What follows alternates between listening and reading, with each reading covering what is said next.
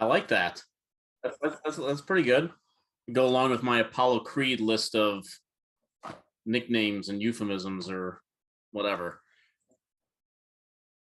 All right, now it's a party.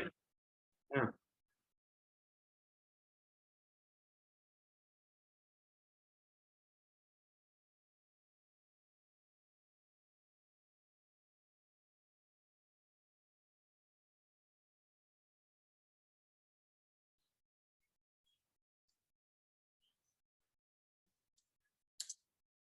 See, Sergio, is your YouTube on mute? That's what I. Well, that's what I usually do. I have the feed going so I can see the. Oh, that's Mrs. Fun. Vamp, like with Chris Makepeace and Grace Jones. I could do that.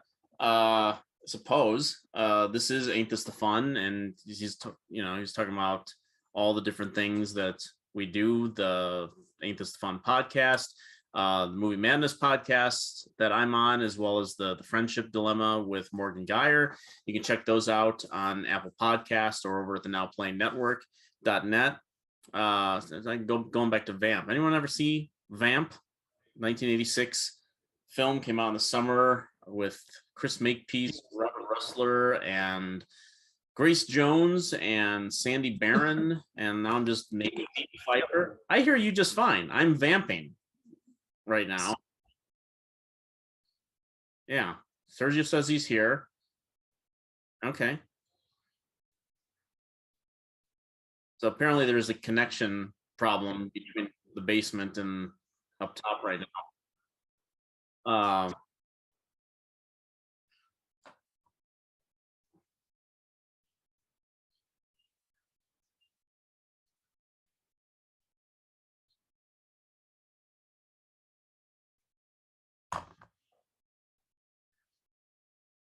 If Sergio can hear you, that's all we need. Sorry, no offense to Mrs. Fun, but I mean, if Sergio can hear you, there's something going on upstairs that can be corrected. Maybe reboot Google Chrome or Firefox or Opera or Safari or Microsoft Edge. I have a frequent. It hasn't. It has, like, knock on wood. It has not happened in a while. Is it the only thing she's having problems? Oh. Hey.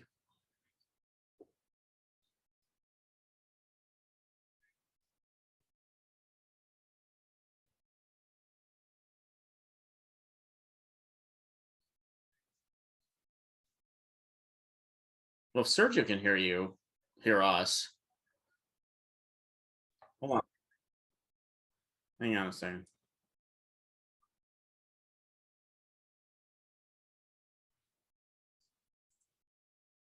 Hello. Well, Sergio can hear you. Okay, I can hear you on the. When I turn on the live feed, I hold on. Let me see if you, hold on. If you're talking, you talk now. Sergio can hear you. Okay, I can hear you on the. When I turn on the live feed, I yeah, you have your almost feels like it's you're talking. You talk muffled. Now. It's not coming through right away. I can hear you on the. Yeah, there's something muffled coming on your end. I hear you just fine, but on the feed, public, yes.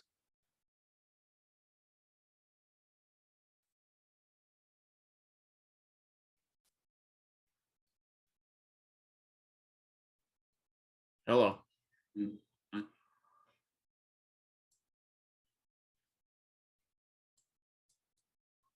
Public, yes.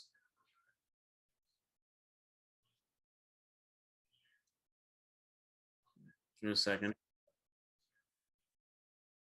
Hold on. Hello.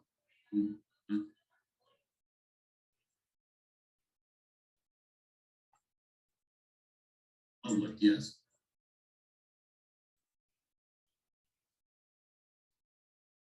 No, I don't hear you on the feed.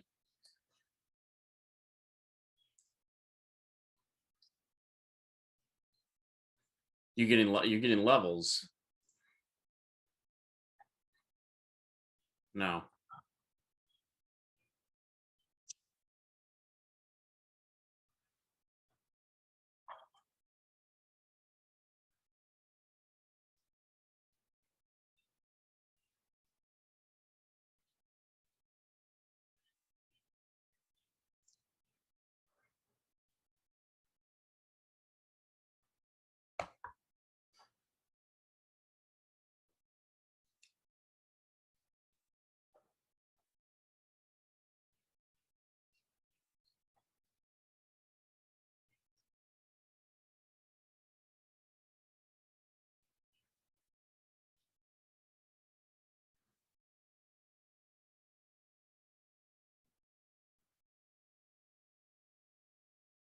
Yeah.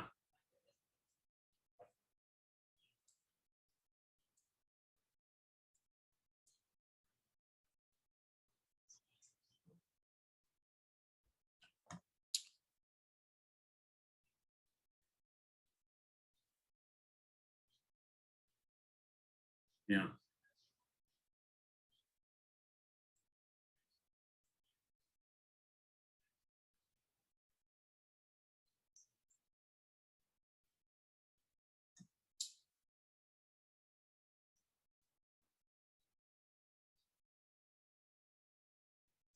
Yeah.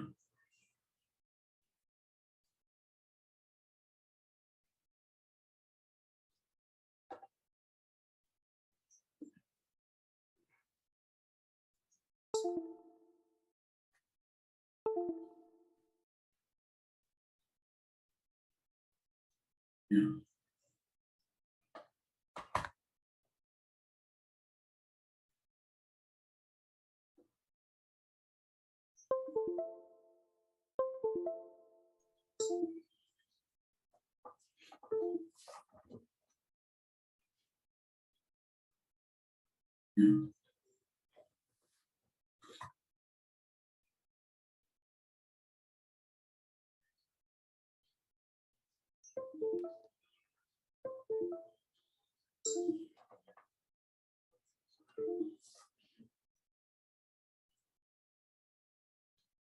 Yeah.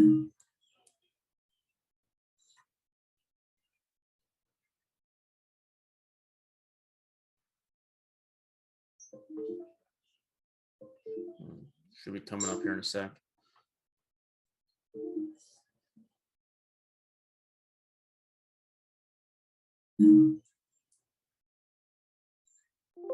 No.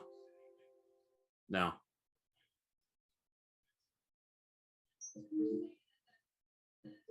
There was like a little bit of a whoosh at one point, but when you spoke and hit the mic, I didn't hear anything on. I hear you on Zoom. Fine. Yeah. No. No.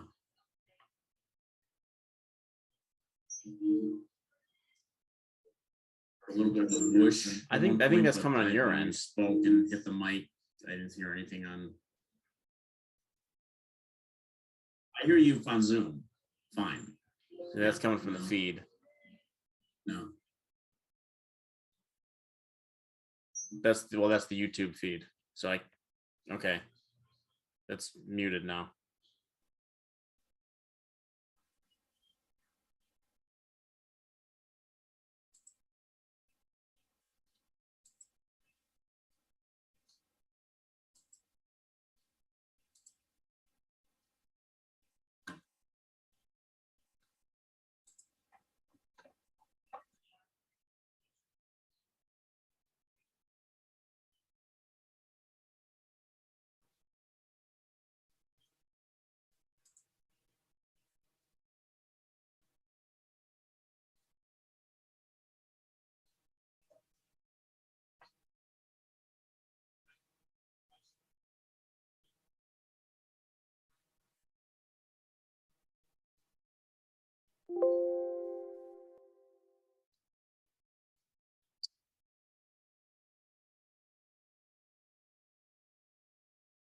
Yeah.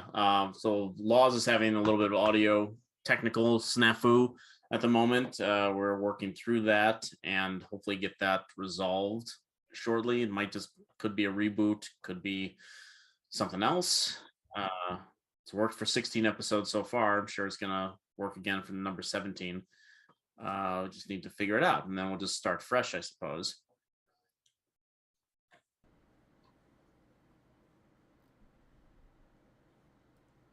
Hello. Yeah. Now I'm getting a bounce. Hold on. 16 episodes so far. I'm sure it's gonna work again for number 17. We just need to figure it out, and then we'll just start fresh, I suppose.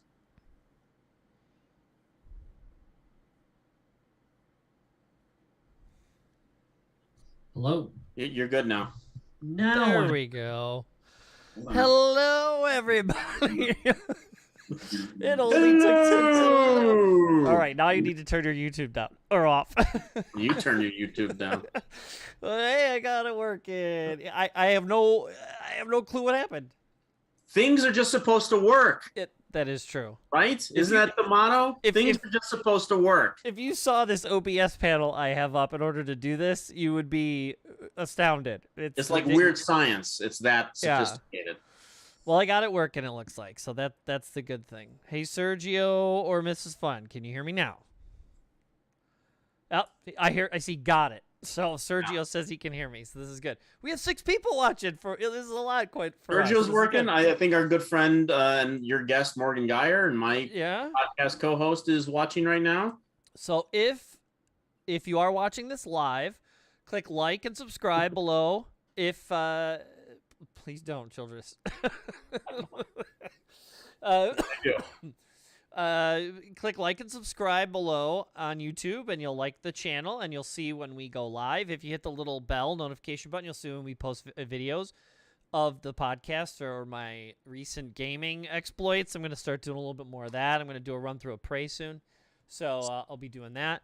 But yeah, that's how you can do it here. Also, if you hit the chat button, a little chat window comes up. You can type with us and ask us questions or get involved, and we'll reference. Sergio's pretty active on there, so we'll probably be referencing him pretty often. So yeah, please join in, hit chat, and type along with us, and be part of the group. So this is episode number 17. You can hear it this time of Ain't This the Fun podcast with my semi-regular, on again, off again every week, bi-weekly guest, Erik Childress. This guy. Like I said earlier, master of all things movies, time, and space. Nice. Now you can be heard. Yes. Yeah. I've been watching a lot of time travel stuff recently, so that's very appropriate. Oh, well, Umbrella Academy. Yes. Okay. All of Umbrella Academy this past week. Okay. Yeah. I haven't dipped my toes into the TV show, but I hear it's really good. Yeah, I think that you will. I think the first season takes a lot of getting to know the characters, and the story isn't as great. I would say that I think the first season you really need to warm up. At least I did. Okay. To the show. The second season is more ambitious with its storyline, playing with the characters and their abilities and stuff like that. They're having a little more fun with it. The first season, while some of the characters are goofy, they weren't projecting as much fun as I think they hoped I would be having watching the show. The second season, there are a couple of the characters who I thought were pretty stiff in the first season are a little looser, which makes it a much easier watch. And like I said, the second season really becomes a time travel paradox type thing, which is my jam. And then you throw in JFK into that. Well, hey, that's just two things just right there. I'm sure you're aware it's based on a comic book, right? I am, yes. Yeah. Are you aware of who wrote the comic book? This is his creator-owned project. I did not look up who created the comic book. I looked up who created the series. He may be an executive producer on the TV show. What's the name you got? Well, Jeremy Slater, I think was the name. That's he's written screenplays. He was the creator and executive producer of the show. The comic was done by Gerard Way. Okay. He is I think he's the lead singer of My Chemical Romance. and the band My Chemical Romance, and the comic is very popular. That's obviously why it got a TV show. But yeah, he was a singer in the band, and he's a big comic fan, and got him to let him write a book, and it was really well done. And so they optioned it off for the show, and then people liked the show a lot, I guess. So one of these days I'm going to start watching it. Yeah, I remember. I mean, I was aware of the show. I didn't really follow its level of popularity so much. I didn't really know if people liked the show, didn't like the show. Was it coming back? And they just the season 3 is coming out in June. Now I think June 22nd. Yeah. So was part of the impetus for the show was recommended to me by Morgan. So I watched it all weekend and got through it. So now, so I'm in. I'm gonna watch season 3.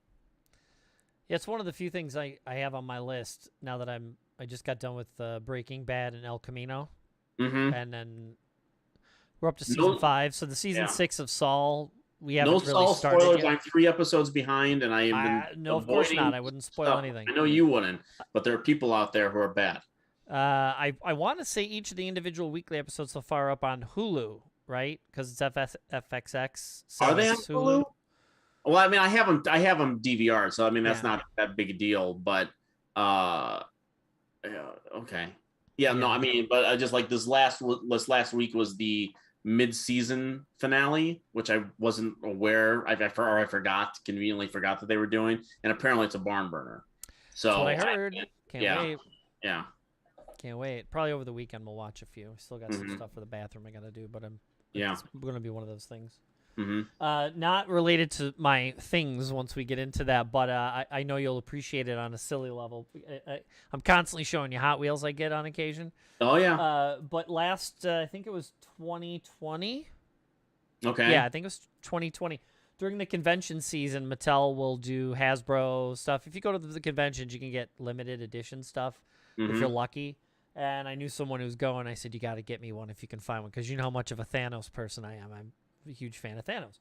And so Hot Wheels put out a limited edition Hot Wheel for Thanos based on one of his appearances in the Spidey comic book. It's more kid-friendly book. Okay. But the idea is he comes to Earth and he's flying around in a helicopter.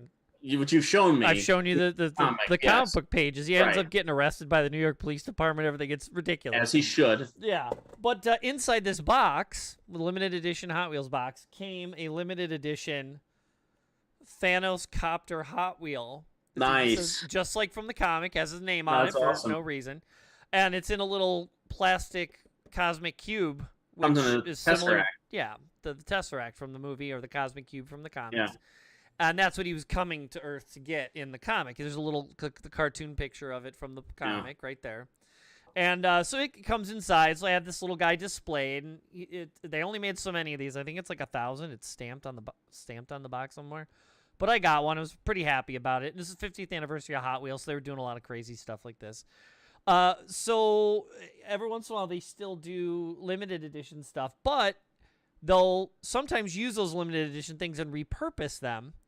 So if you look on the back of this card, this was actually just on store shelves, and if you look at the logo, it's from the Loki TV show, right? Right. Well, you remember when I told you, I said, look in that episode, you'll see something silly. One of the episodes is the Thanos copter was when he goes to one of the barren worlds, one of the alternate Earths that had been demolished and everything, and there were all the little Easter eggs of stuff in the sort of gray sand.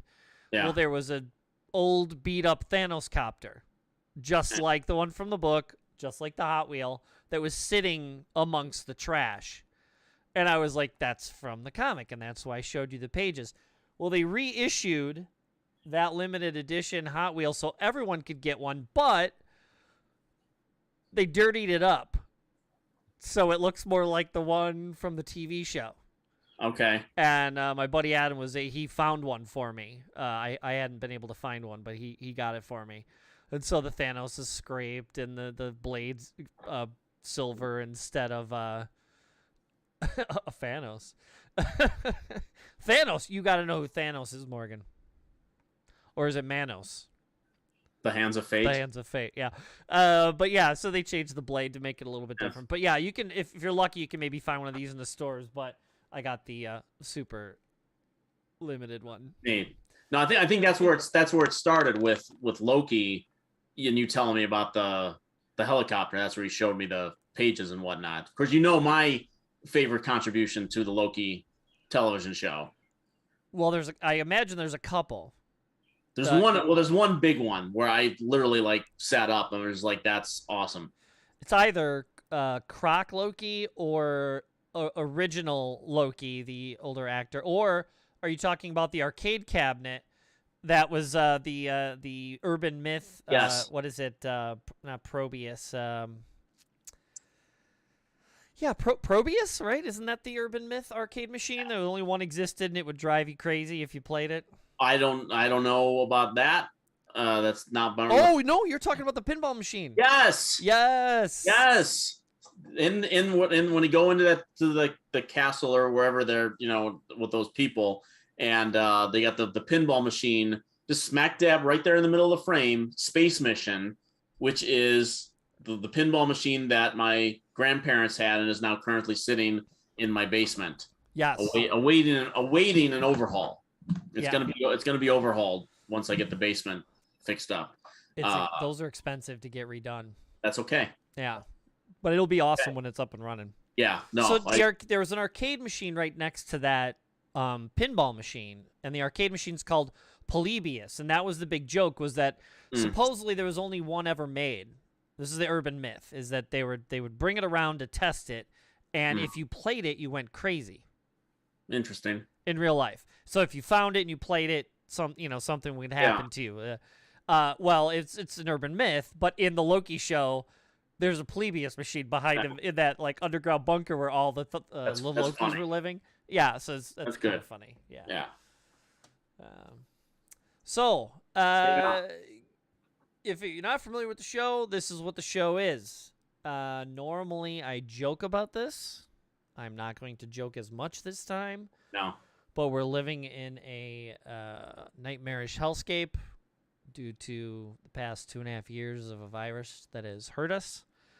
Almost 2.5 years. Now, as with the past decade or more, we're living amongst school shootings and other horrible things. So, this podcast is meant to try to uplift us in times when clearly things are not making us happy or bringing everybody down, hurting people. That's not what we're here for. We're here to try to think of things that bring us joy, think of things that make us happy, think of things that might inspire others to make others happy and feel joy. And then we'll each talk about a fourth thing that we're looking forward to that would hopefully bring us joy. And in no way are we doing this in a manner to forget any of the nightmarish stuff that we've done. People need a reprieve when they can. Some people are not going to be experiencing that tonight. No. Probably for a while. Probably for a long while. For a very long time. And those of us that can only be angry on their behalf from the sidelines, that we're just here, we're trying to just show some like you said, some happiness, something that can bring us joy.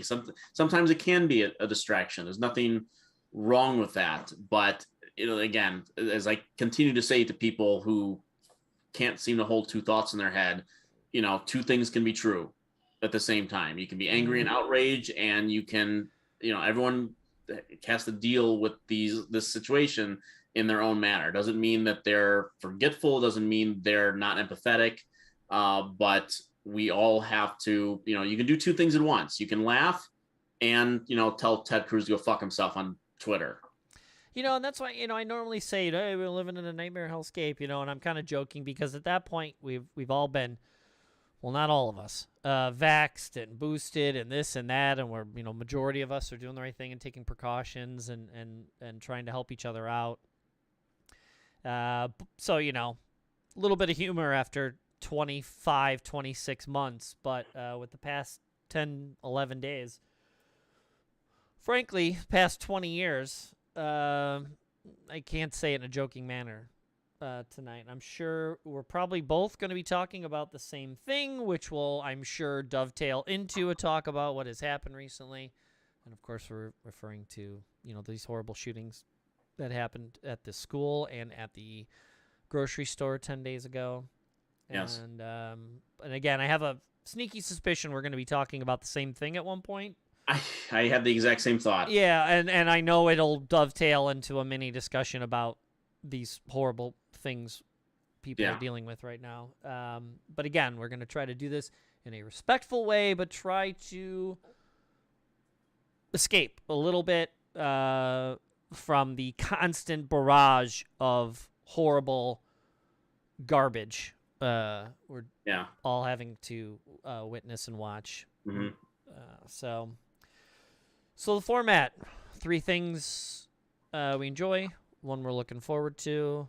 As I always say, would you like to go first, or would you like me to go first? I would like you to go first. And if you want to lead with the thing you think we're going to talk about first, we could get through that right away. Like I said, I can substitute a third one if need be. The more time we spend on this, which I have a feeling we're both going to have, the better. Because, again, it's probably going to be a part of a larger discussion anyway.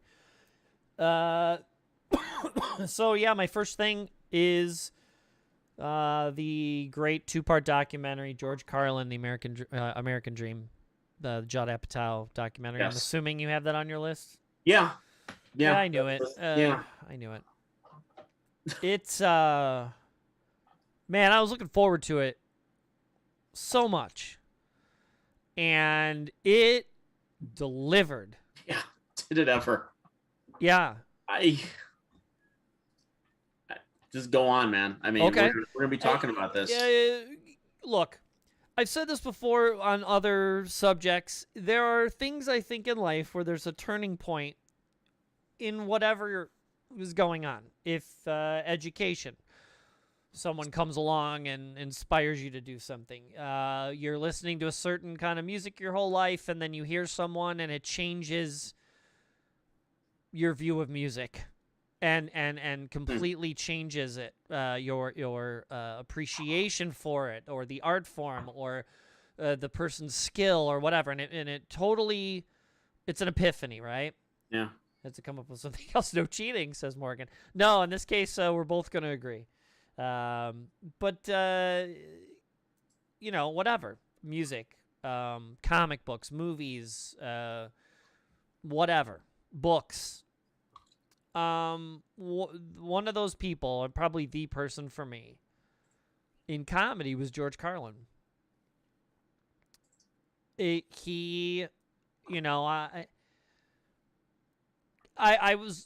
used to watch a lot of SNL is a big one, comedy inspiration, British humor, Monty Python, Benny Hill, Young Ones. There were comedians, comedic TV, comedies on, Three's Company, stuff like that. And it all makes you laugh, fart humor. Look, fart will always make me laugh. But, it comes a point when you watch something like I remember the 7 Dirty Words, George Carlin, originally. And even then, I was probably too young to really get it, We were working at the video store when maybe just before the video store, when that first, what was the New York one? Coming to New York? Jammin' in New York? What, Jammin' in New York? Jammin' in New York. Yeah. Mm-hmm. When he comes out, and again, they talk about this in the documentary, like this was his third whatever you want to call it, renaissance, third version of himself. And that's... Might have even been more than that, like 4th or 5th. Well, because you got the, suit and tie, short hair establishment, Carlin.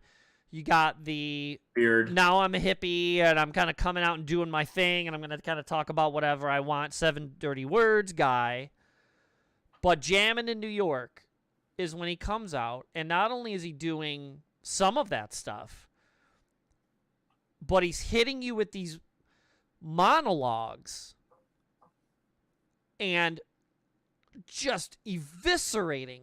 It's anger that has been artfully written, almost poetically, to make it palatable, even for a 13 or 14 or 15-year-old, to get why this person's angry. Mm-hmm. To make something as heady as, abortion, workers' rights, religion, name it. He's talked about everything over the last, now at this point, 20 years, right? Yeah. He made it funny, but he didn't let go of the anger. He taught you something while making you laugh. And it was the first comedian I had ever seen where I walked away like, wow, I'm different now. Yeah, you took something with you. Yeah, I mean, Pryor did it, obviously. Pryor's right up there. You got those two, as far as I'm concerned. You got Pryor. Mm-hmm. There's others that are high as well, but those two, you got Pryor and you got Carlin. Yeah. And to see them together, there's that bit in the show where you see them together on that show and they just start riffing on how much they don't want to kind of be where they are at that point. There's one time where they're on Carson together. Yeah. One time. Yeah. Yeah. I remember, the thing that not a lot of people, I shouldn't even say it like that. I sound like I'm talking like, old man from the 80s. But the 80s were a huge period on cable for stand-up comedy, and with the Rodney Dangerfield stuff, the way HBO was doing, half-hour shows, 1-hour shows of all these comedians, a lot of them coming from the Dangerfield specials and stuff like that. That's where we first saw Jerry Seinfeld and Sam Kinison and Bob Nelson the birth of the 1-hour comedy special on television. Yes, because if you go see them live, it's an hour and a half, 2 hours, this and that. But cable, HBO, 1-hour comedy special. Again, other than like Carson monologues or whatever comedian you see on The Late Show, I think the only stand-up show that I had seen up to that point, obviously way too young, was Richard Pryor live on the Sunset Strip. Sure. Okay, I was way too young to see that. But so my first memory of Carlin, because it's not always that you like the style or you like, he said one thing, but it's usually a routine that you remember that sticks with you. And there are two routines that I remember Carlin doing that I had seen kind of in passing on HBO. One of them is talked about a lot during the show, which is the stuff routine. What are we gonna do with my stuff? What are you gonna do with my stuff? The house is a place to keep your stuff while you go out and get more stuff. Yeah. And have you ever noticed that your shit is stuff and their stuff is shit? And it's actually backwards, which is a brilliant line. But the other one, which they never bring up during the show, and it was a more kid friendly. There were a lot of swears during, but it was more kid friendly. It was something that I could relate to. Was he did this bit on sports, not the football baseball thing, which is freaking genius. Okay, but the bit was that there are only 3 sports: football, baseball, and basketball. Everything else is not a sport. And he goes down the list of all the sports and comes up with some legitimate or stupid reason why, like I played soccer at the time. So when he came up to soccer, he's like, my rule, no dots on the ball, no goddamn dots on the ball. That's why it's not a sport. Once you paint the dots on the ball, it's no longer a ball. No longer a sport.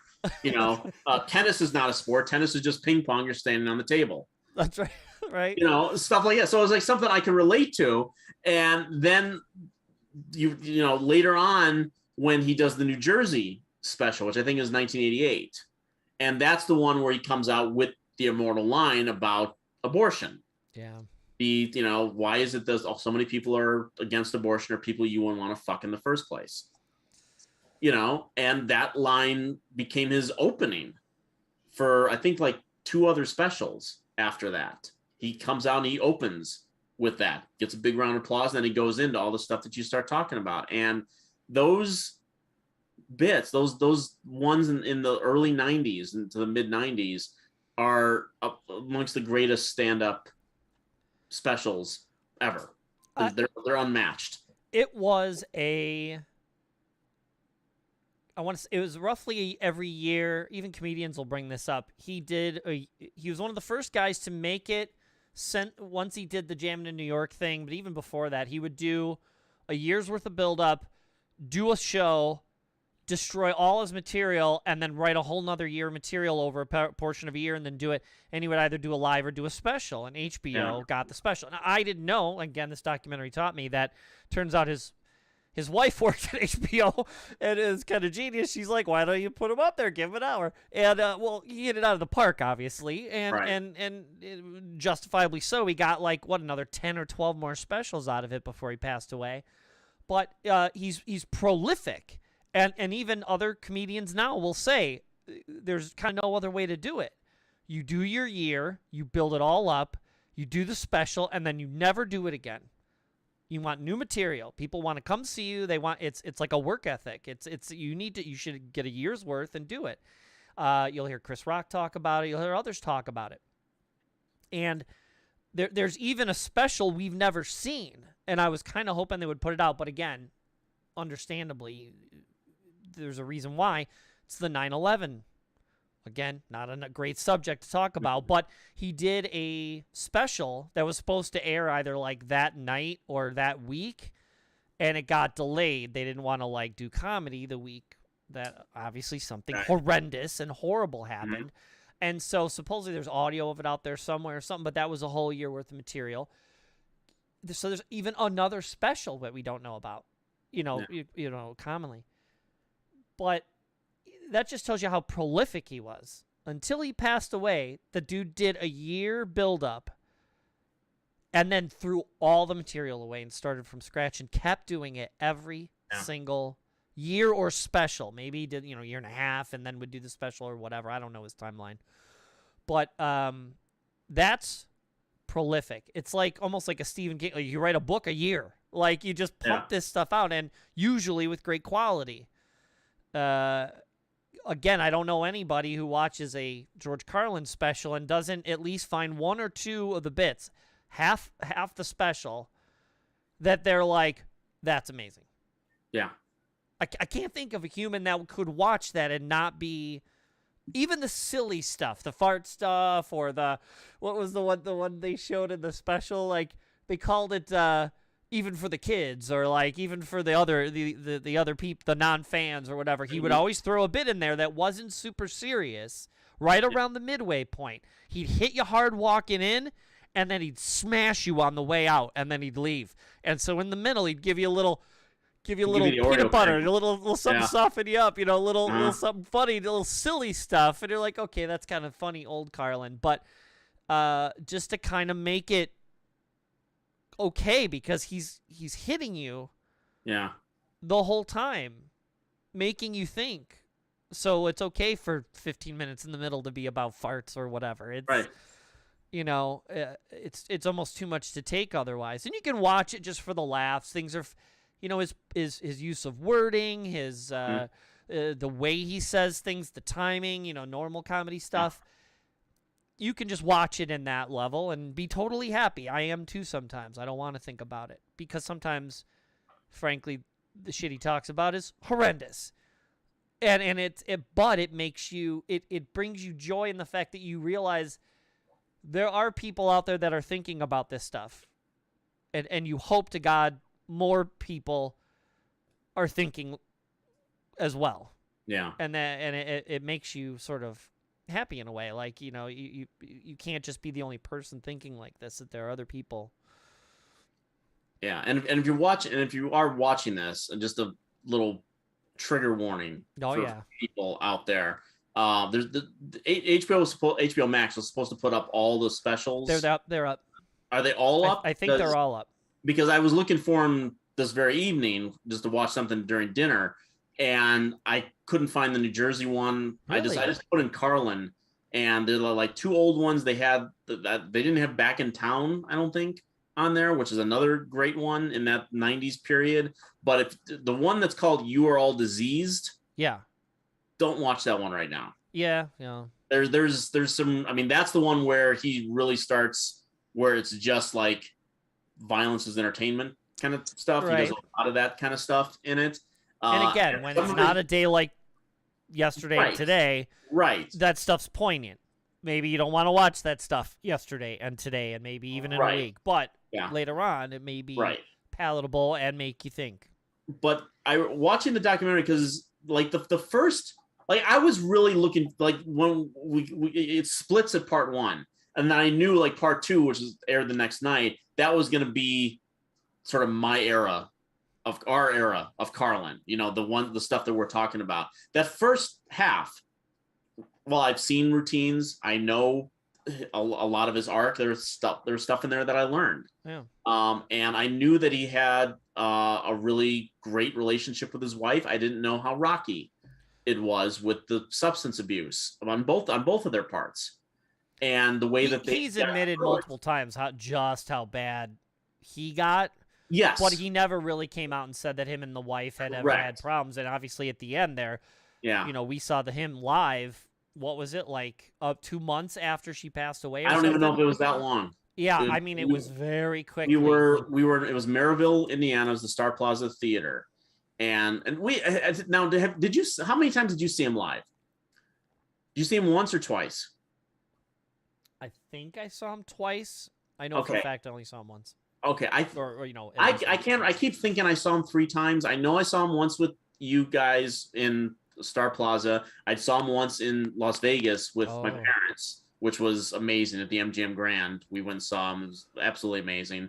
But that one that we saw at Maryville, which was very shortly after his wife passed, and I like it was yesterday. I can remember in between bits, and Carlin never stammered or stuttered or paused. You know, he'd pause for applause. That'd be about it. You know, but even then, he'd still be talking. And there's just a moment where you could tell that whether he's thinking about it or he just got ruffled in some manner, he kind of stopped on stage, and you could just tell that he was thinking of her. Oh, I'm sure. When it happened, and it's something I'll never forget. And so, like, watching that relationship and the way it arcs throughout both parts, really incredibly moving. Really, I mean, it adds a whole new dimension to that story, and it was really beautiful. And like I said, I think the documentary is very beautifully put together. And then, I mean, Apatow, I mean, it was hard not to think that Spike Lee didn't edit that montage towards the end of the documentary. Really? Why is that? Why so? Because, well, I mean, if you know, I mean, Spike Lee is not shy about being very forceful with his imagery, you know, and whatnot. And like Black Klansman, for example, if you saw Black Klansman, there's, I think he ends with a bit about how, you know, racism, KKK is still alive and well, and they were showing stuff from Charlottesville and stuff like that. And it was just watching that montage, it reminded me a lot of something that Spike Lee would do. And Apatow and the editors did something harsh and marvelous and amazing and upsetting all at the same time, and putting Carlin's words over all the shit that's been happening the last 6 years, to add to the hellscape metaphor. And it's just, it's so, because it's always, we all knew when he was doing it, the stuff was either happening or he was almost like, and I want to, it's a weird comparison. The Simpsons, they always say they predict the future, but like when you're satirizing something and you're trying to make it the most ridiculous version of the thing that you're making fun of, because you think like, yeah, it's going to get bad, and then you try to think of the most silly, ridiculous version of that, and that's how you satirize it that way.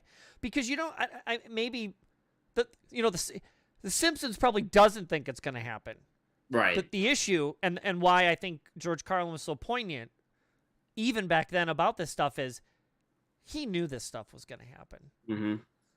He knew it. He was joking, but he wasn't. if you go along this path, This you is know, what's I mean, going to he happen. did.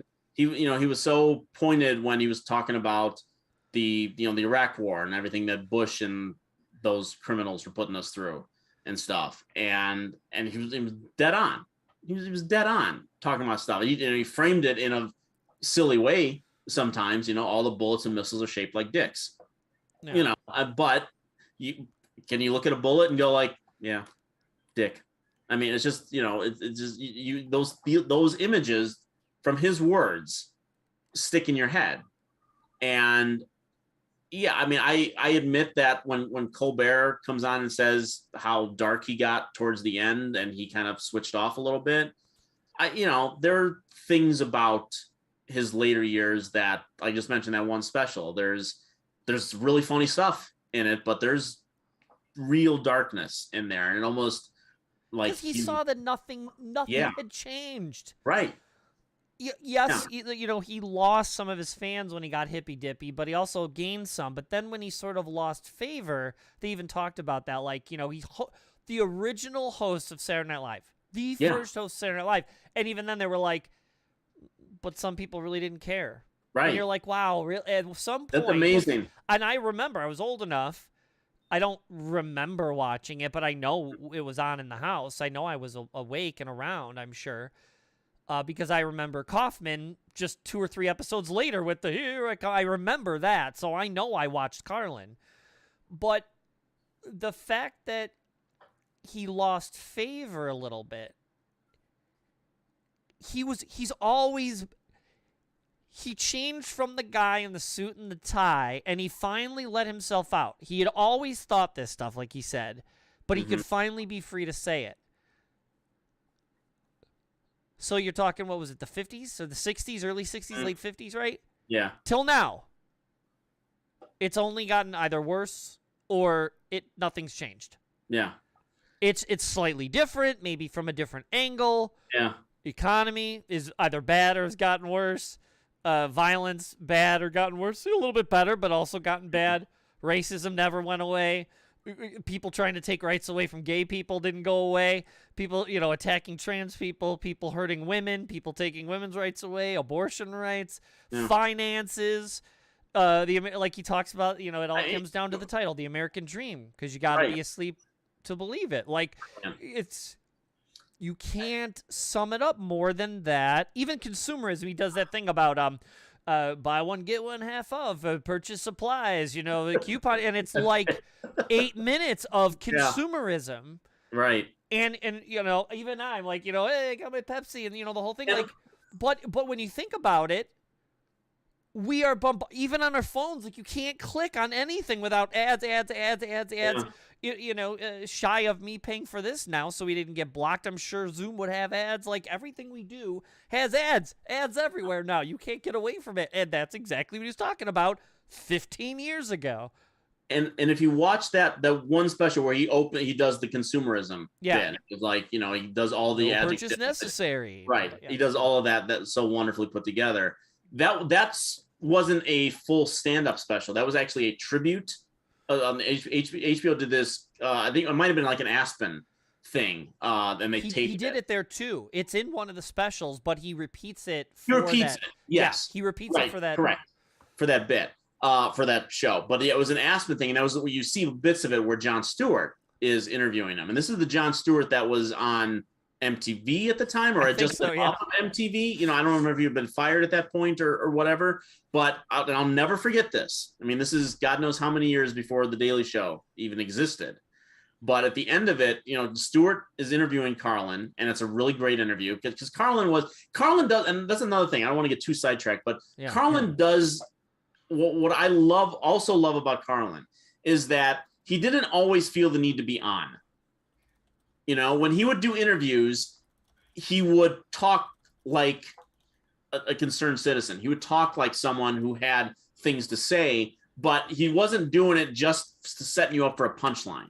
He was talking like a person, like a human being, interviewing one to one. So he does that interview with Stewart, and it's really terrific. And at the end of it, he looks at Stewart and he says, "I've been following your career, and I know when I say this that we're going to expect we're gonna see great things from you.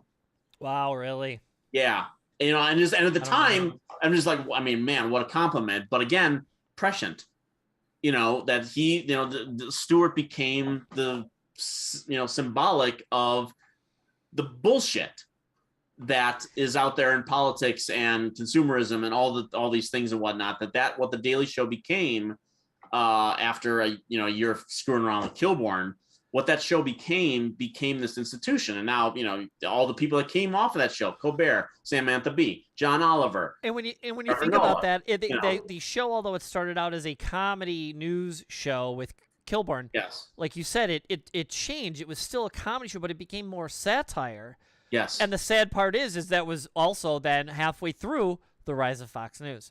Right. Which in and of itself is almost a joke satire of real news anyway. Yeah, except it's not.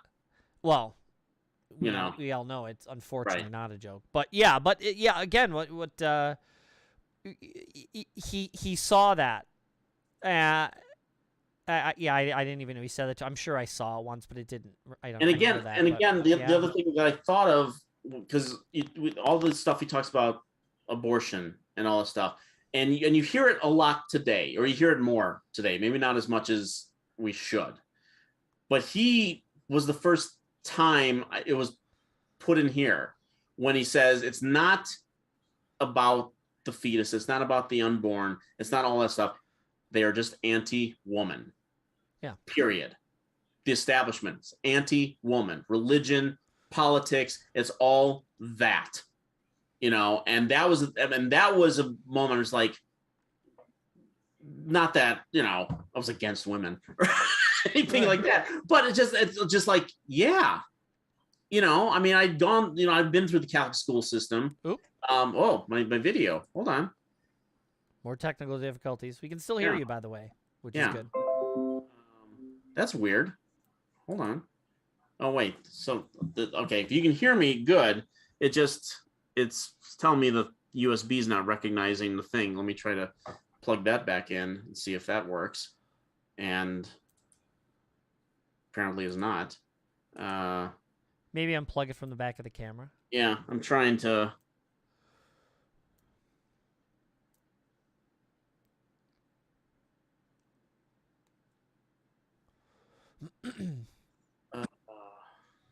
No, nothing, huh? You totally unplugged it and plugged it back in? Yeah, I did.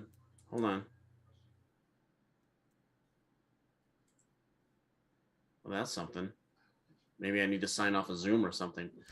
Well, here, we'll take a break anyway. We'll finish talking, and then we'll come back. Normally, we wouldn't have to, but we'll just figure this out really quick, and we'll be back in a second.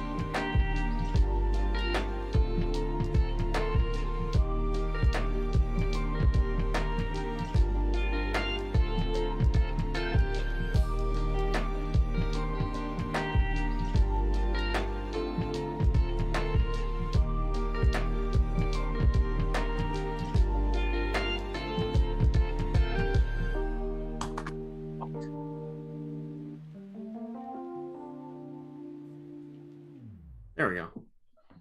Motherfucker. All right, we're back. Did you get the motherfucker part in there? No, but now we did. Yeah. There we go. Fuck You me. would hey, it's one of the 7 words you're not supposed to say. That's right. That's You should work that in for the rest of the thing. That's right. Yes. We got it. You got to work it again. Sons of But yeah, I mean, like, he's just one of the masters. And like, you and I have talked. Come on. Ever since the video, you're talking 30 years. We constantly are quoting something from one of the specials, or him showing up as Rufus in, right. Yeah, Bill and Ted. Bill and Ted, or whatever. Like, he's just so important in, as far as thinkers go. Yeah, he's a comedian, and maybe some people look down on that. Look, he's not Socrates, or whatever. He is a modern day version of a philosopher. Mm-hmm. That's what he is. We had a living, breathing version of that. You only have so many, Right. Kurt Vonnegut, you got him, you got, certain people who write music, you have certain movie people or documentarians that use it for that sort of reason. I can't think of his name. Not Leaving Las Vegas. Fear and Loathing. Oh, Hunter Thompson. Yeah, like Studs Terkel, someone like that. Like, you only get so many of these. Norman Lear. You only get so many of these people in a lifetime. And we got Carlin. You get Pryor. Obviously you get some others, but I don't know. Pryor, I think as great as he is, he wasn't as prolific. Right. He hit just as hard. And he is an icon. He's, as far as I'm concerned, he's right up there. Mm-hmm. But being as prolific as Carlin was, and as poignant, Pryor is, talked a lot about, the black experience and also his personal experience. And I don't think Carlin, he couldn't do that for obvious reasons. But he also didn't grow up the way Pryor did. And so he talked about kind of everyone else's experiences and why can't you see what I see? Why won't you people listen? Like he's screaming at you, like, please pay attention. Why aren't you paying attention to me? But you need to listen and figure this stuff out too. Like, it's going to hit you one day. And he every time a special came up, I anxiously awaited watching it. Yep. Could not wait. Yep. Saturday night. I mean, it was like Saturday nights, and it was going to be on at 8 o'clock, 9 o'clock, whatever time it was. Yeah. And you sat there counting the minutes, to hear what he was going to say this time. And again, he always walked out with something poignant immediately. Mm-hmm. Yeah. To let you know.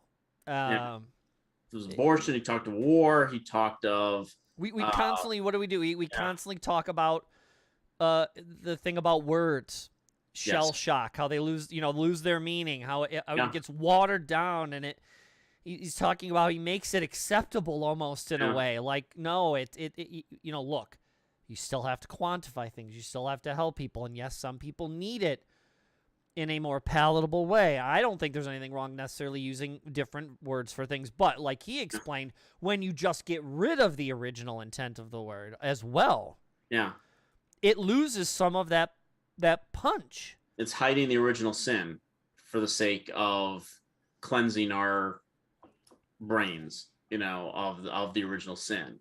And the shell, I mean, I'll never forget the shell shock thing, because my grandfather was in World War II, and that's where I first heard the term shell shock. He talked about soldiers who got shell shocked. So I knew what that term was, and it sounded bad, as it was. And now, now it's been simple, it became post-traumatic stress disorder. Now it's just PTSD.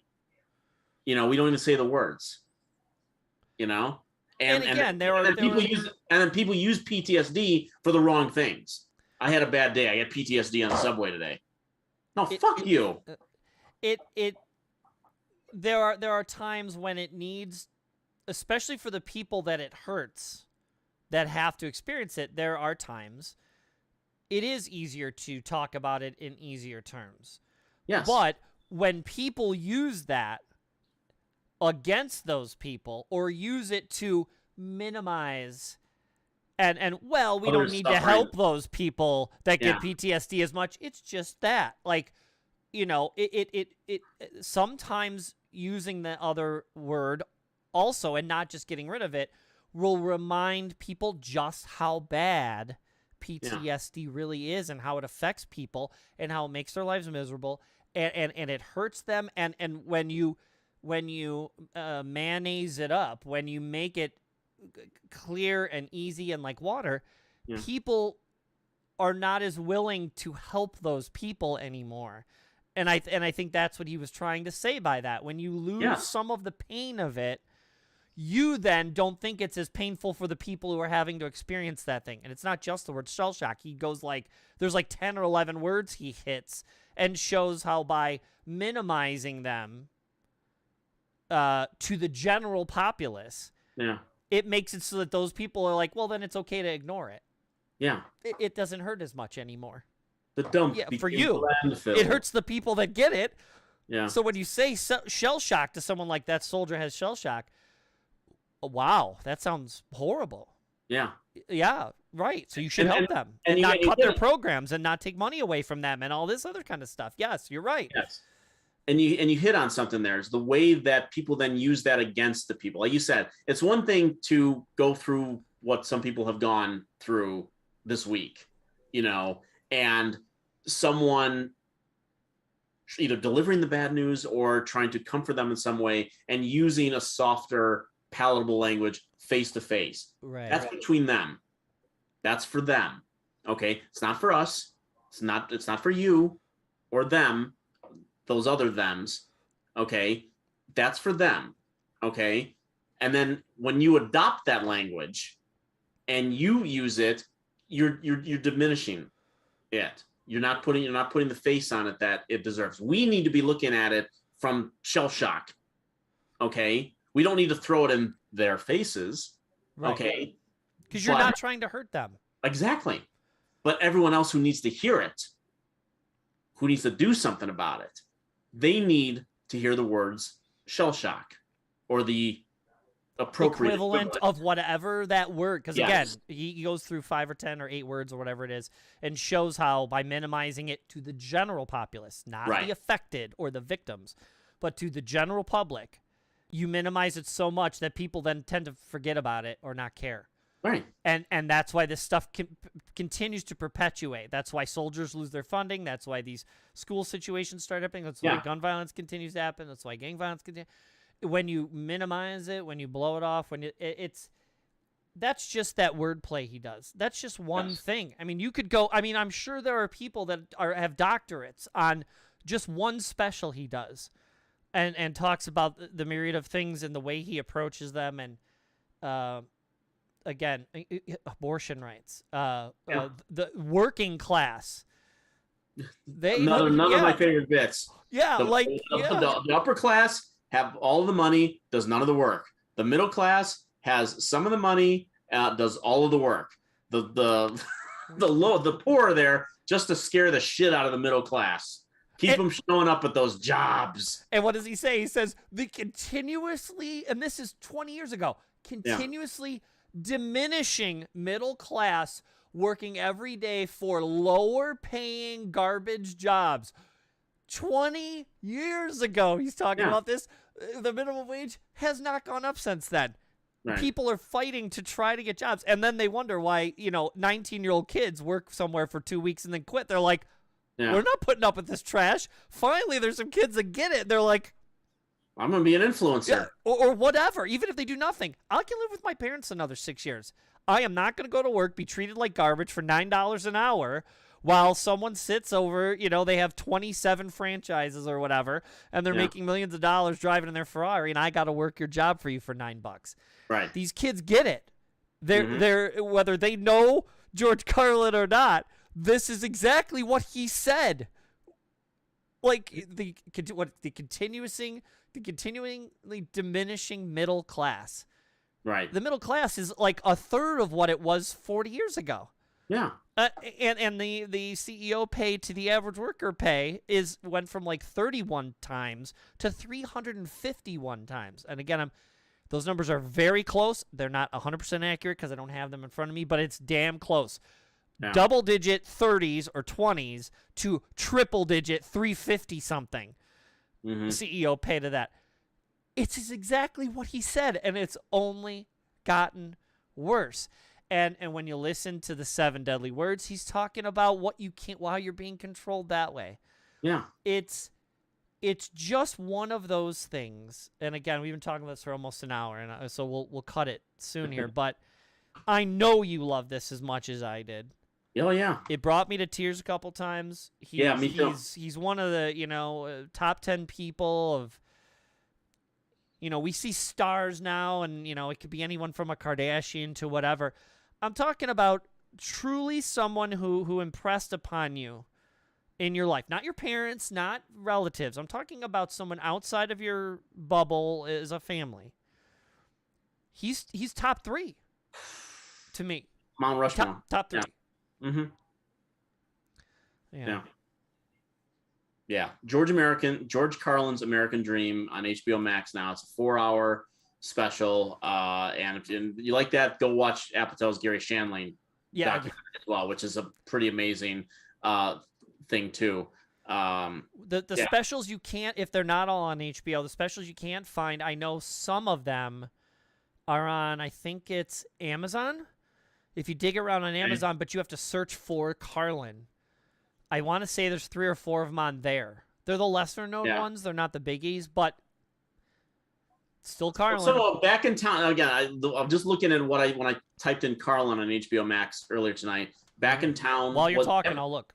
Yeah, Jammin' in New York was in there. You're all diseased was in there. The later one that they talk about where this daughter says, "But you're really puffy. You're actually going to go on stage." That one is on there. I think that's the last one.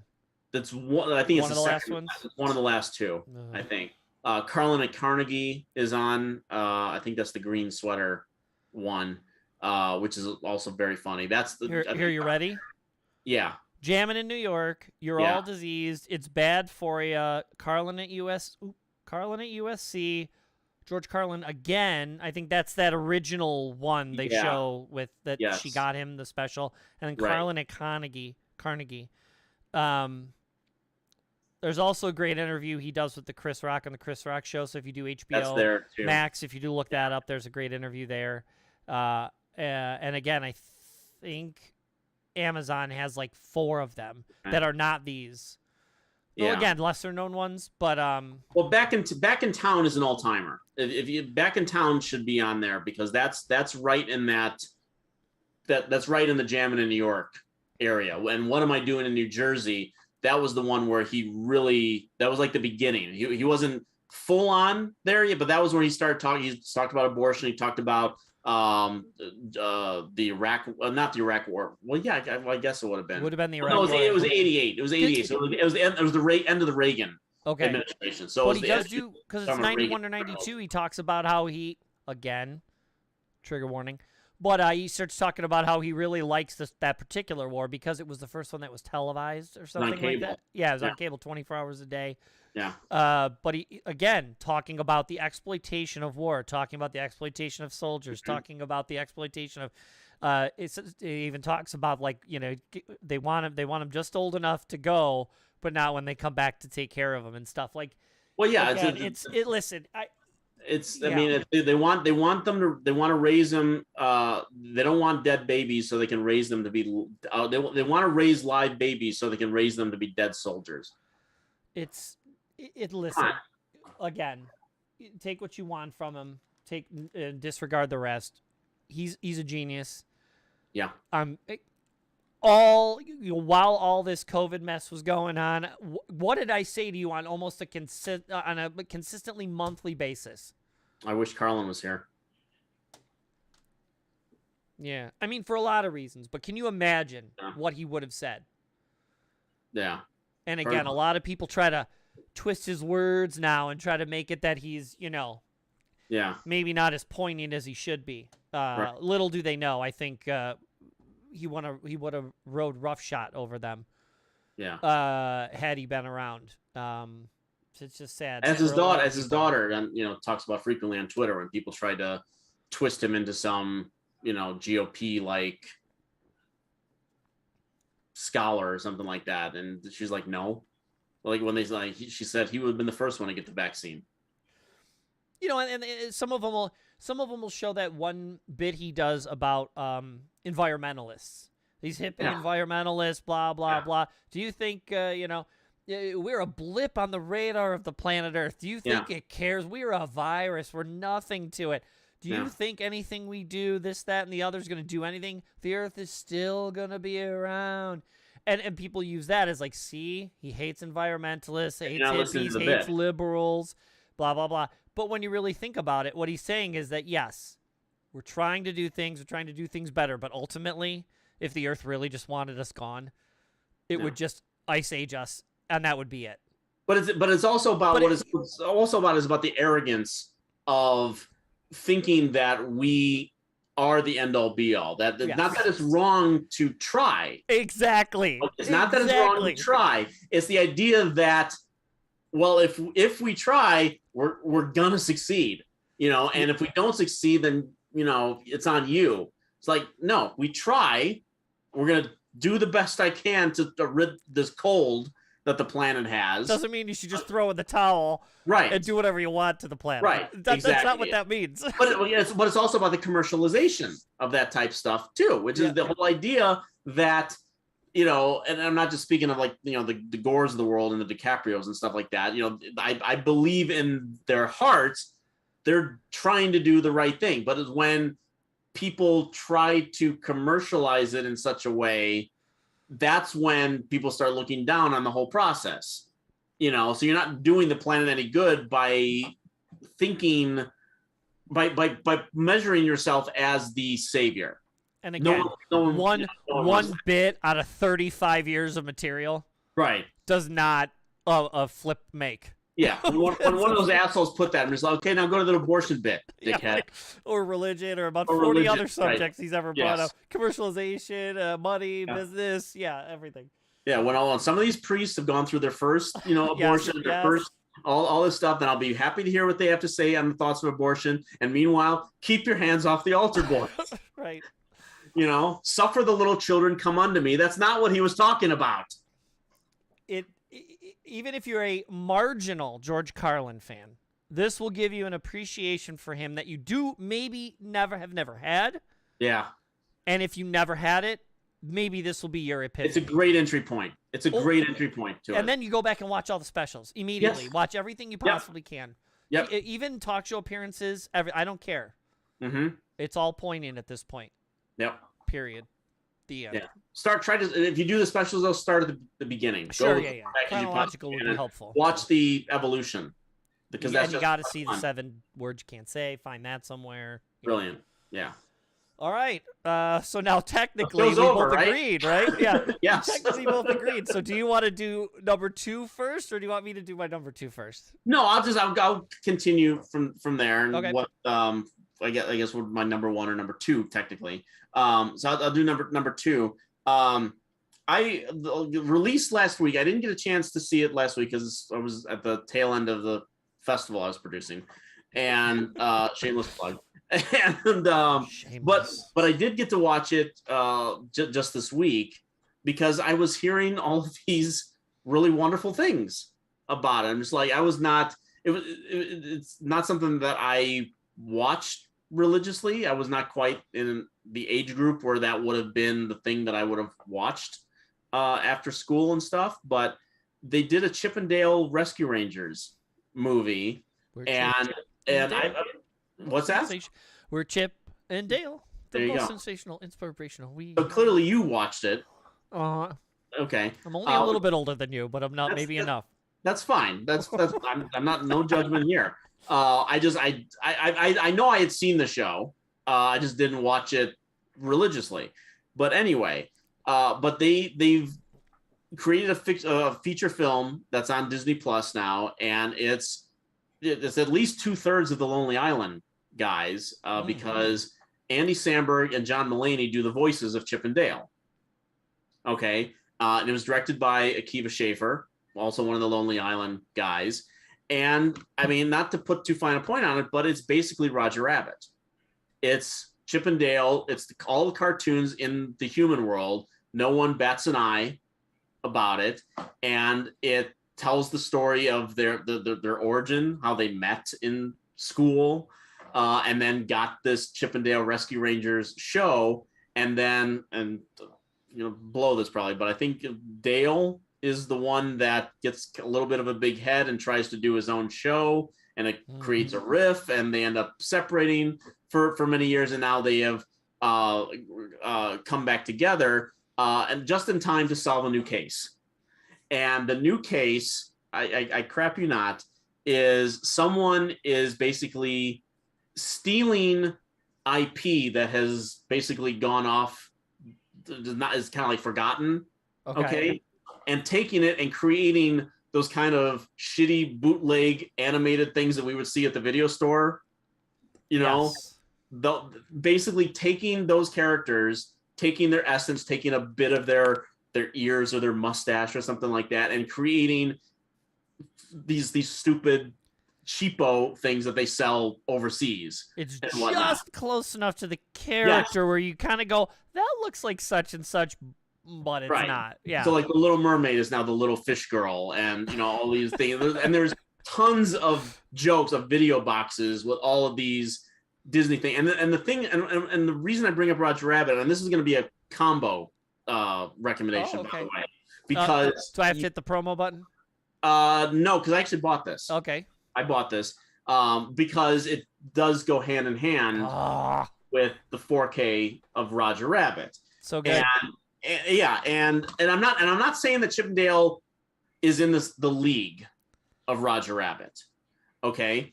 But the fact that they tried and mostly succeeded, good on them, and I'll bring in why I continue to bring in Roger Rabbit in a moment, not just because of the plotting of it, but they go for broke. The in jokes in this movie are off the charts, because it's not just Disney IP that they end up skewering. Okay, it's literally every imaginable cartoon show from that era, this era, old era that you could possibly imagine make cameos. Sometimes wordless. Sometimes you just see them in the background. Okay, I don't to even spoil any of them for you would remove some of the chuckles you get out of this. And most of the laughs in the show. I was just gonna say, Morgan says, does it have an evil character that haunts your dreams for years to come? I'm assuming she's talking about the evil cartoon character from Roger Rabbit. Christopher Lloyd. Judge Doom. Yeah, is that what you're talking about, Morgan? No, well, I wouldn't say that, but I will say that they reinvent an old Disney character to be the villain. Cool. In the movie, which comes with its own share of laughs. Seth Rogen also does a voice in the movie amongst others. There are a lot of famous voices in it. But again, just and you think about how easy it is now for Disney to own the umbrella that they own now, and that they're able to put that they could just snap their fingers and they're like that. Like last year, that movie Free Guy with Ryan Reynolds came out. Yeah, it was a Fox movie, but Disney now owns Fox, so they were able to stick in a lightsaber joke. They were able to stick in Chris Evans with a Captain America joke and the Shield, right? Yeah. They were able to throw that in. And at the time, and in that movie, it sucked because it felt like pandering and whatnot. Here, it's a tribute to all these various animators, and bringing up Roger Rabbit. When you think what a miracle that movie was when it came out, and the talent behind it, and what Zemeckis did that. I mean, come on, Back to the Future, Who Framed Roger Rabbit. There's very few movie directors could have a back-to-back like that. that's historic, all it is. And this is also back in the day when movie studios still were not working together or really Correct. friendly or anything. This is Marvel DC, which has happened on rare occasions. Marvel DC crossover. They're two completely different companies, and to get any of them to work together is weird. To have Disney characters and Warner Brothers characters in the same movie was, for us, like kids now probably wouldn't even get the significance, but like they were two separate universes. Yeah. To have the Daffy and what was it, Donald, Bugs? Donald, well, right? Daffy and Donald doing the dueling pianos.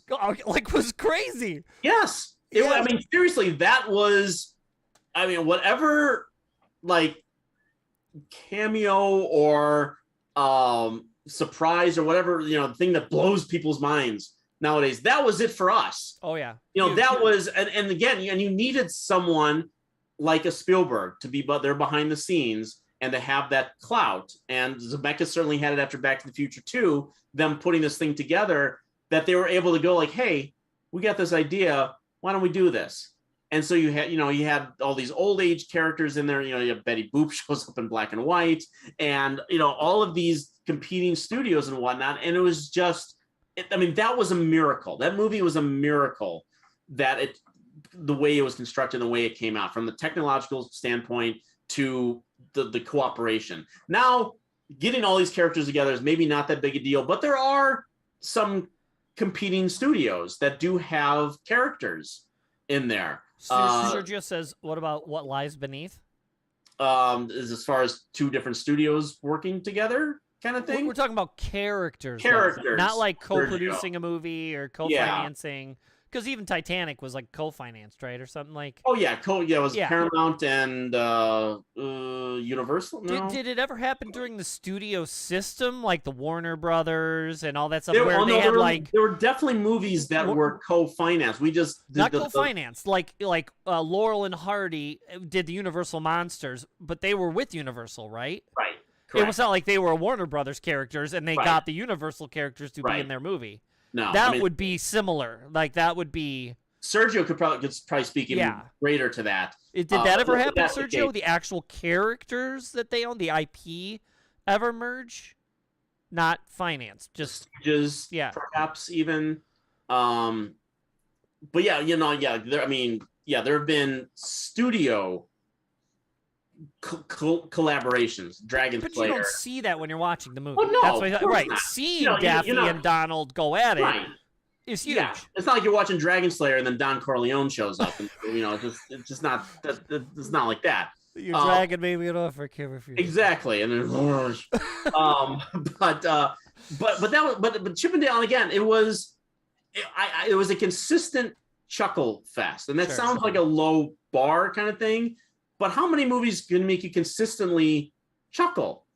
Even, they're not it's not the highest brow of comedy. And I wouldn't say it's exclusively for children either. There's a lot of adult themed humor in the Chippendale movie. Sure. Oh, you mean the current one? The current one, yes. And but not so over the top that parents are like, I don't watch that. Because that stuff existed in our day too, and we turned out fine, I think. But mostly broken, but we're all right. A little bit of glue fixes everything. But this movie, it really, like, there was something that was always happening that made me chuckle. Whether it was a cameo, whether it was a line reading, whether it was something going on with a plot. Again, they comment on. There's a whole bit where they go to the valley. The uncanny valley, nice. Stuff like that. So they're making they're not sparing some extra for people who don't know what the uncanny valley is in CGI. It's when the CGI gets so good, but it's just on the verge of not being good that it looks off. So like when you watch something and you see CGI like Polar Express and you go, that looks really good, but something's not right about that. It's called the uncanny valley.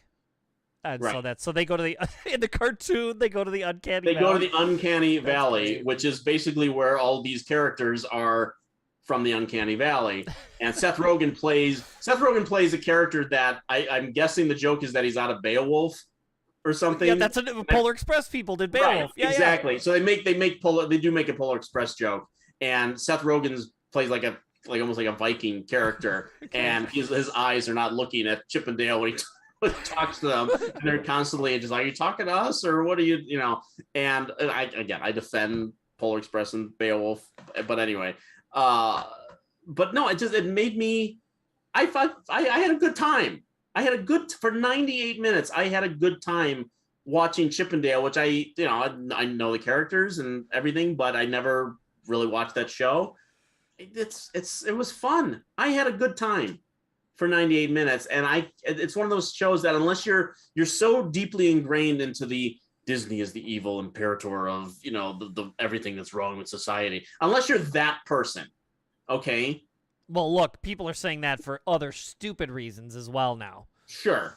Okay. It's one thing if you want to argue about that they're gobbling up franchises or whatever. Right. It's another to be an idiot. No, but again, you watch this, it's not just there's plenty of Disney references in it. Don't get me wrong. Sure. But when you see some of the characters that show up, again, not all of them have dialogue. It'll make you smile at the very least, and we could all use a smile and a chuckle. Especially now. That's right. I'll have to put that. I had heard good things, so you should watch it. You will have a good time. You and Mrs. Fun would enjoy that, I think. Cool. Well, speaking of chuckles, I've only shown this to you once. Oh, boy. I'm very scared right now. I think you know where I'm going with this. I've only shown it to you once. Was that time? No, I'm not going to do that joke. Yeah, that probably wasn't phrased right on my part. No. In this case, some of my friends and Mrs. Fun got us. Well, she was watching it before, but she introduced me to it along with some of our friends. It's not important to the story, but they happen to be gay. And this is where it's going with that. Is they introduced me to this.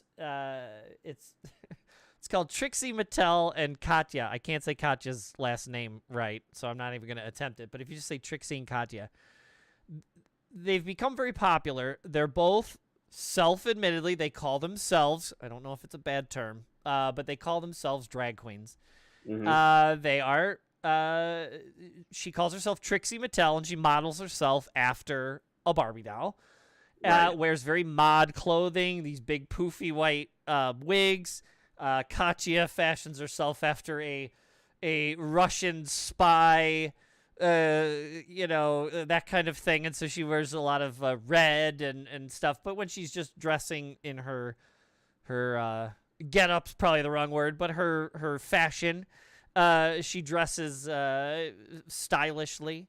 They have become stars.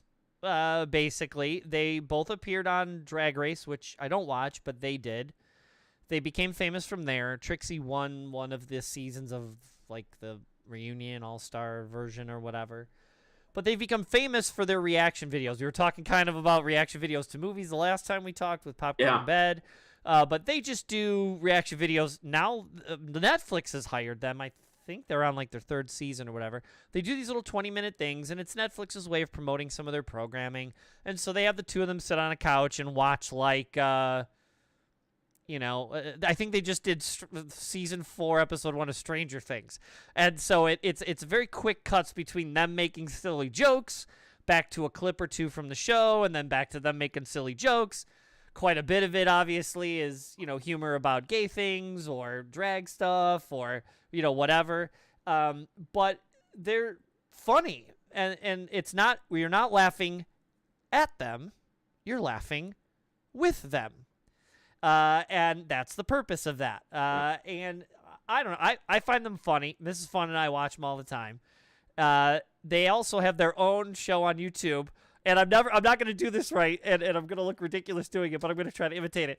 It's called not like you're eating something, and not like you don't understand, like like UNHhhh,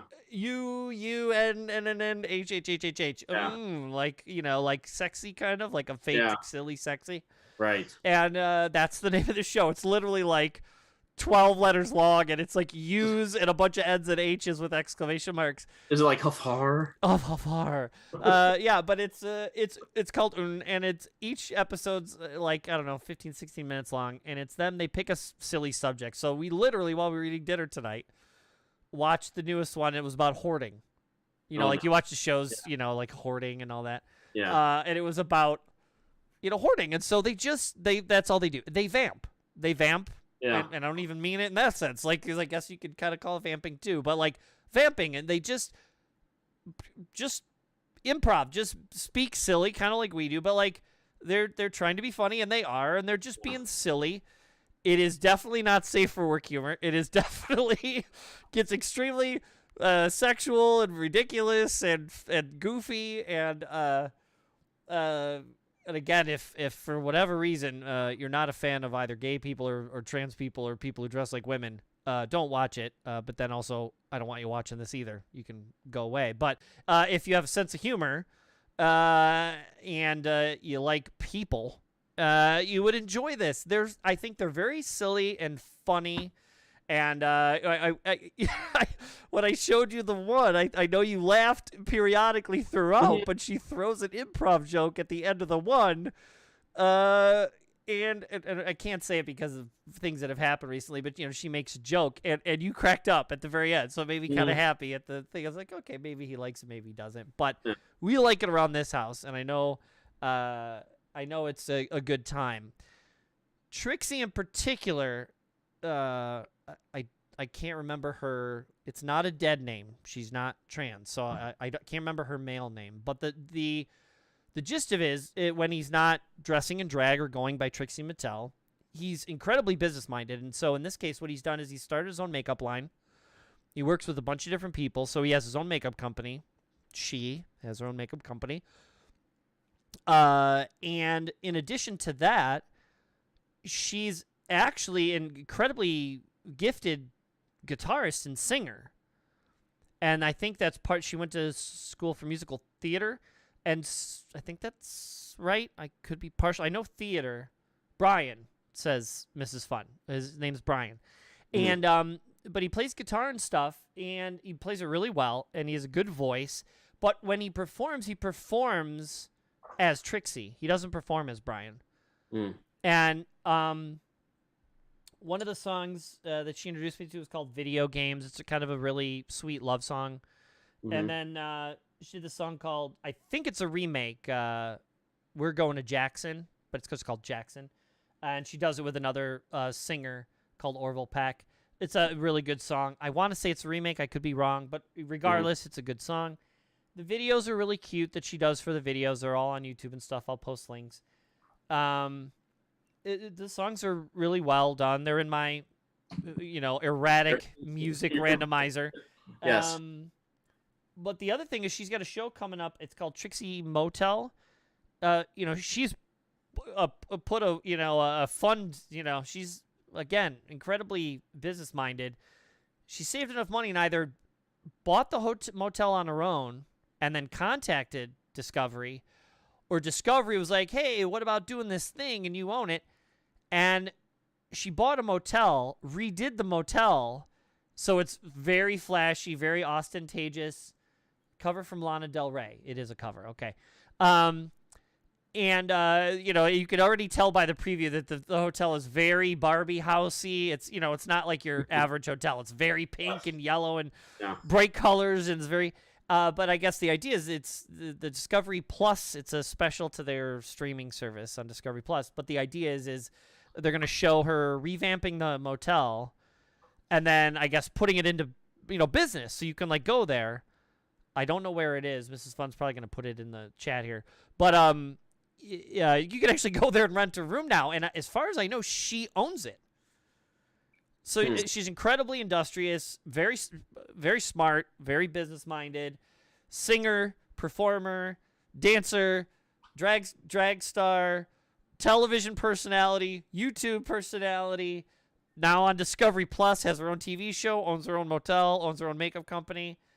I don't know. It's funny. And then if you watch all the other stuff, you'll see just how kind of really prolific she's becoming. She's really smart doing all this stuff, like really branching out and doing all these interesting things, and you're jealous of like, wow, she gets to like do everything she wants to do. Like, I want to start a makeup thing. I have some money. Let's figure it out. Hey, I want a TV show. All right, let's buy a motel and contact Discovery, or however it worked out. Now she owns a hotel and has a TV show. It's like she's kind of doing everything she's ever wanted to do. It's pretty neat. And if you want to watch something silly for 15 minutes, there's 7 seasons now on YouTube. I think there's like 10 or 12 per season. So there's a ton of silly jokes. And they're like 15 minutes long, or 15, 16. They float. It's not like specific. That. Yeah, but yeah, super quick. Good. They even say the subject matter in them. So if you just kind of skim through, it's on WOW Presents, WOW Presents. Mm-hmm. And then you have to go to that playlist, and it's called UNNHhhh exclamation mark.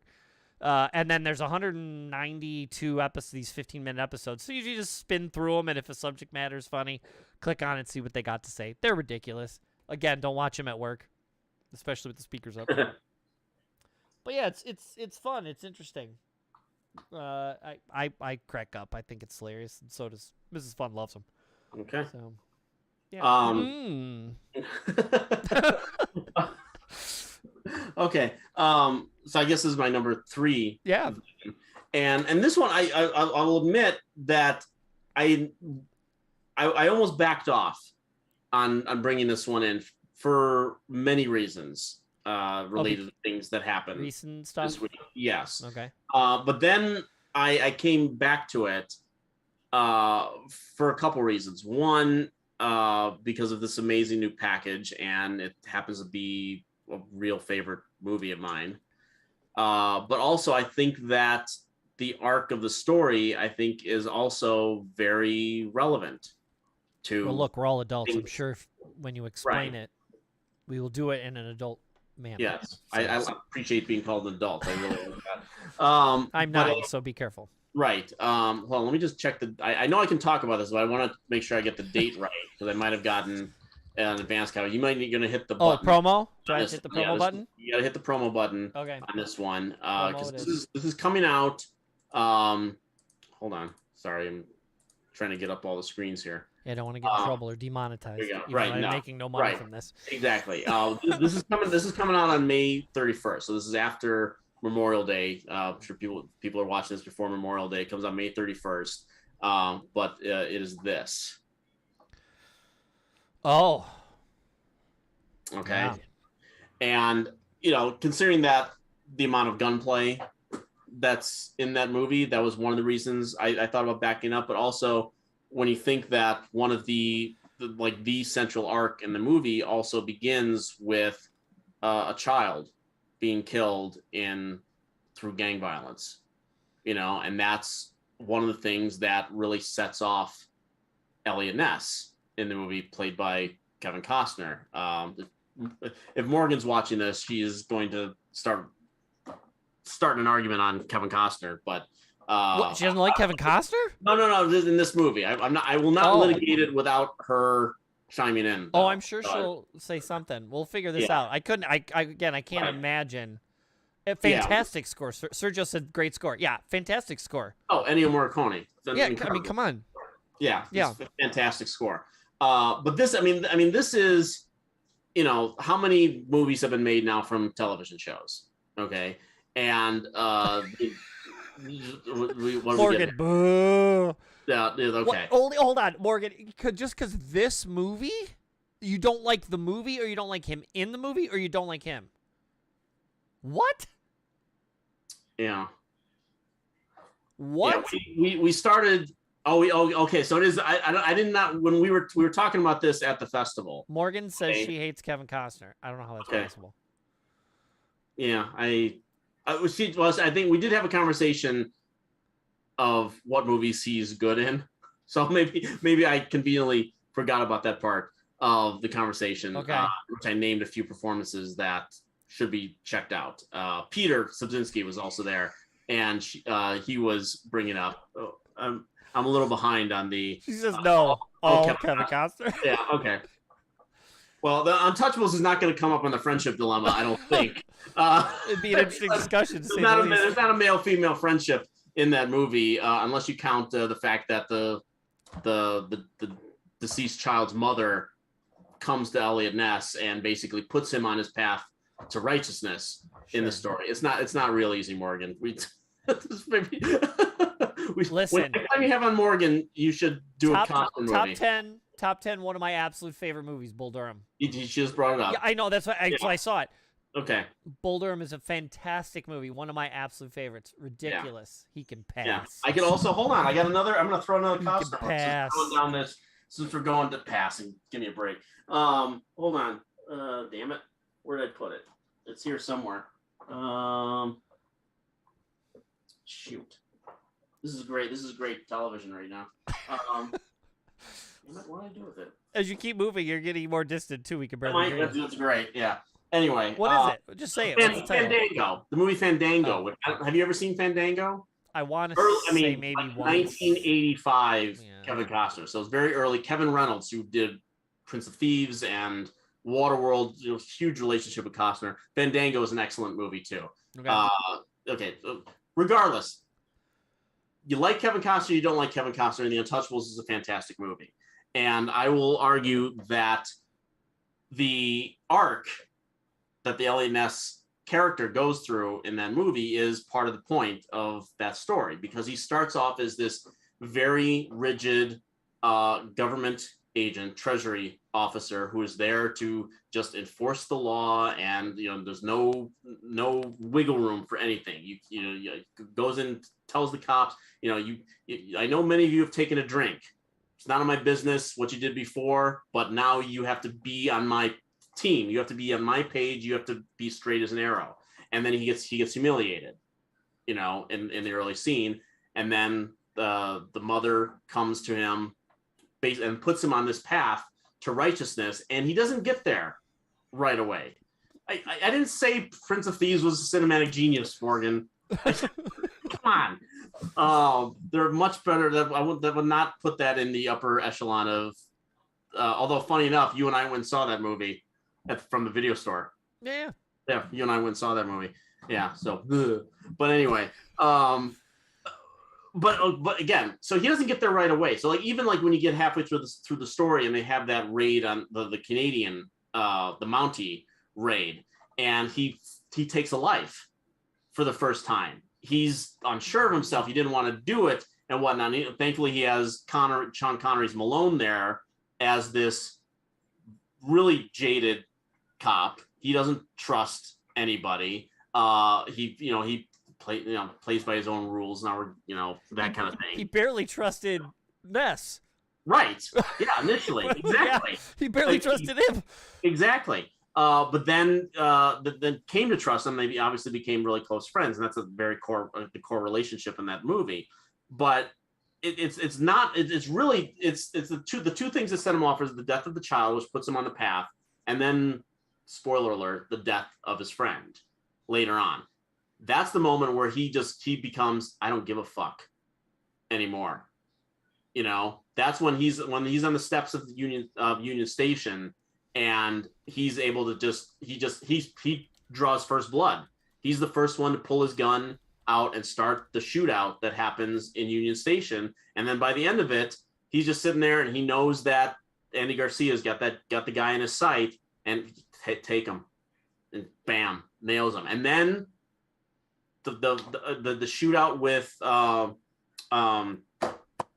Nitti on the rooftop. And I will still never forget the first time seeing The Untouchables. VHS, night of, maybe I shouldn't say that, just because it'll embarrass me. But it's the grade school talent show. We'll end it at that. Anyway, okay. But coming home from the grade school talent show, which, yes, I was in. But came home 9:45 at night, was not feeling great that night, and popped in The Untouchables late at night. And I could not believe, I was loving everything I had watched, and I wasn't familiar with David Mamet as a writer as of yet, but he wrote that screenplay. Okay. And I just, the rhythms of the screenplay, De Palma's direction, and the way that it kept building and building and building. The action scenes got bigger and bigger and bigger. The Mountie scene is fantastic. The UNHhhh station scene is an all timer. And then like after and that feels like that's the climax. And then you get to the courtroom scene, and then all of a sudden goes like, no, wait, we got one more shootout for you. And they do that rooftop scene with Nitty. And the way that scene ends, is one of the all-timer moments for a character like that, and just what he does at the end of it. Dude movie. Okay. I'm sorry, it's not about sisters. But anyway. Anyway. I'm sorry. Watch the League of Their Own episode of the Friendship Dilemma. You'll enjoy that. That was good. But yeah, thank you. But it's just it's again, it's is it a dude movie? Fine. If that sure, okay. But again, I think it's bad. No, it's not. I'm fine with that. I'm fine with that. Because it happens to be a great dude movie. Okay, it's not The Hangover. Yeah, I said it. Yeah. That's a bad dude movie. It's about friends. It's about friends. Yes. It is actually the touch. Like is Star about Wars. it is about friends. Like Star eventually. Wars. It's about friends, exactly. And but again, to bring up the sort of the relevance of today, the arc that the Elliot Ness character takes is the arc that I think we all kind of need to take. Maybe not to the point of pushing someone off the roof, but of realizing that the system isn't working all the time. And I don't want to feed into this whole propaganda thing that's been out there and whatnot. The cops playing by their own rules and whatnot, and how these are movie cops. These are not. I'm not advocating that for what's going on. I'm talking about us. Of course you're not. Yes. Of course not. I'm talking about us. Okay. I'm talking about the attitudes that we need to take, that the people at the top are not looking out for the majority of this country that wants certain things, and we're being held hostage by certain people. And we need someone who doesn't give a fuck. Okay. That will cut through the nonsense. One side thought it was that other idiot, but that was all a con. We need someone with strength. We need someone with righteousness. We need someone and it has to be, but it can't be one person. We can't find an Elliot Ness. It has to be us. We have to be the ones to realize that it's okay to step outside the boundaries a little bit, to enact change, to put the bad guys away that we need to get away. And that's what the story is ultimately about, is about the righteous cop realizing that he has to play outside a little bit to get things done. But I would even argue that once he does that, he's a changed person. He is so righteous up until that point. He realizes, yes, he did something ultimately that maybe saved people, or maybe was even it was revenge, really, is what it was. But yes, this person was a bad person. But even he knows at that point, he can no longer yell at those cops for taking that drink. Right. He can no longer be 100% self-righteous. He stepped over a boundary. He knew he did and he shouldn't have. He did it for what he felt was the right reason, and then he doesn't regret it. No. But he is now changed. Yeah. And he can never be the righteous Elliot Ness again. Right. Because he has done something that you shouldn't do as a cop. He has totally gone against everything he was sworn to do. But he did it, it's a Judge Dredd thing, kind of like I'm the executioner. It's not that, but like he did it out of revenge, and that's not what a cop does. And even at the end of the movie, you can see that he's a changed person because of it. Well, it's funny part. Morgan mentions Batman when he links everybody's phone in the Batman movie to spy, to use it as a network. He doesn't keep the keys. He gives them to Lucius Fox.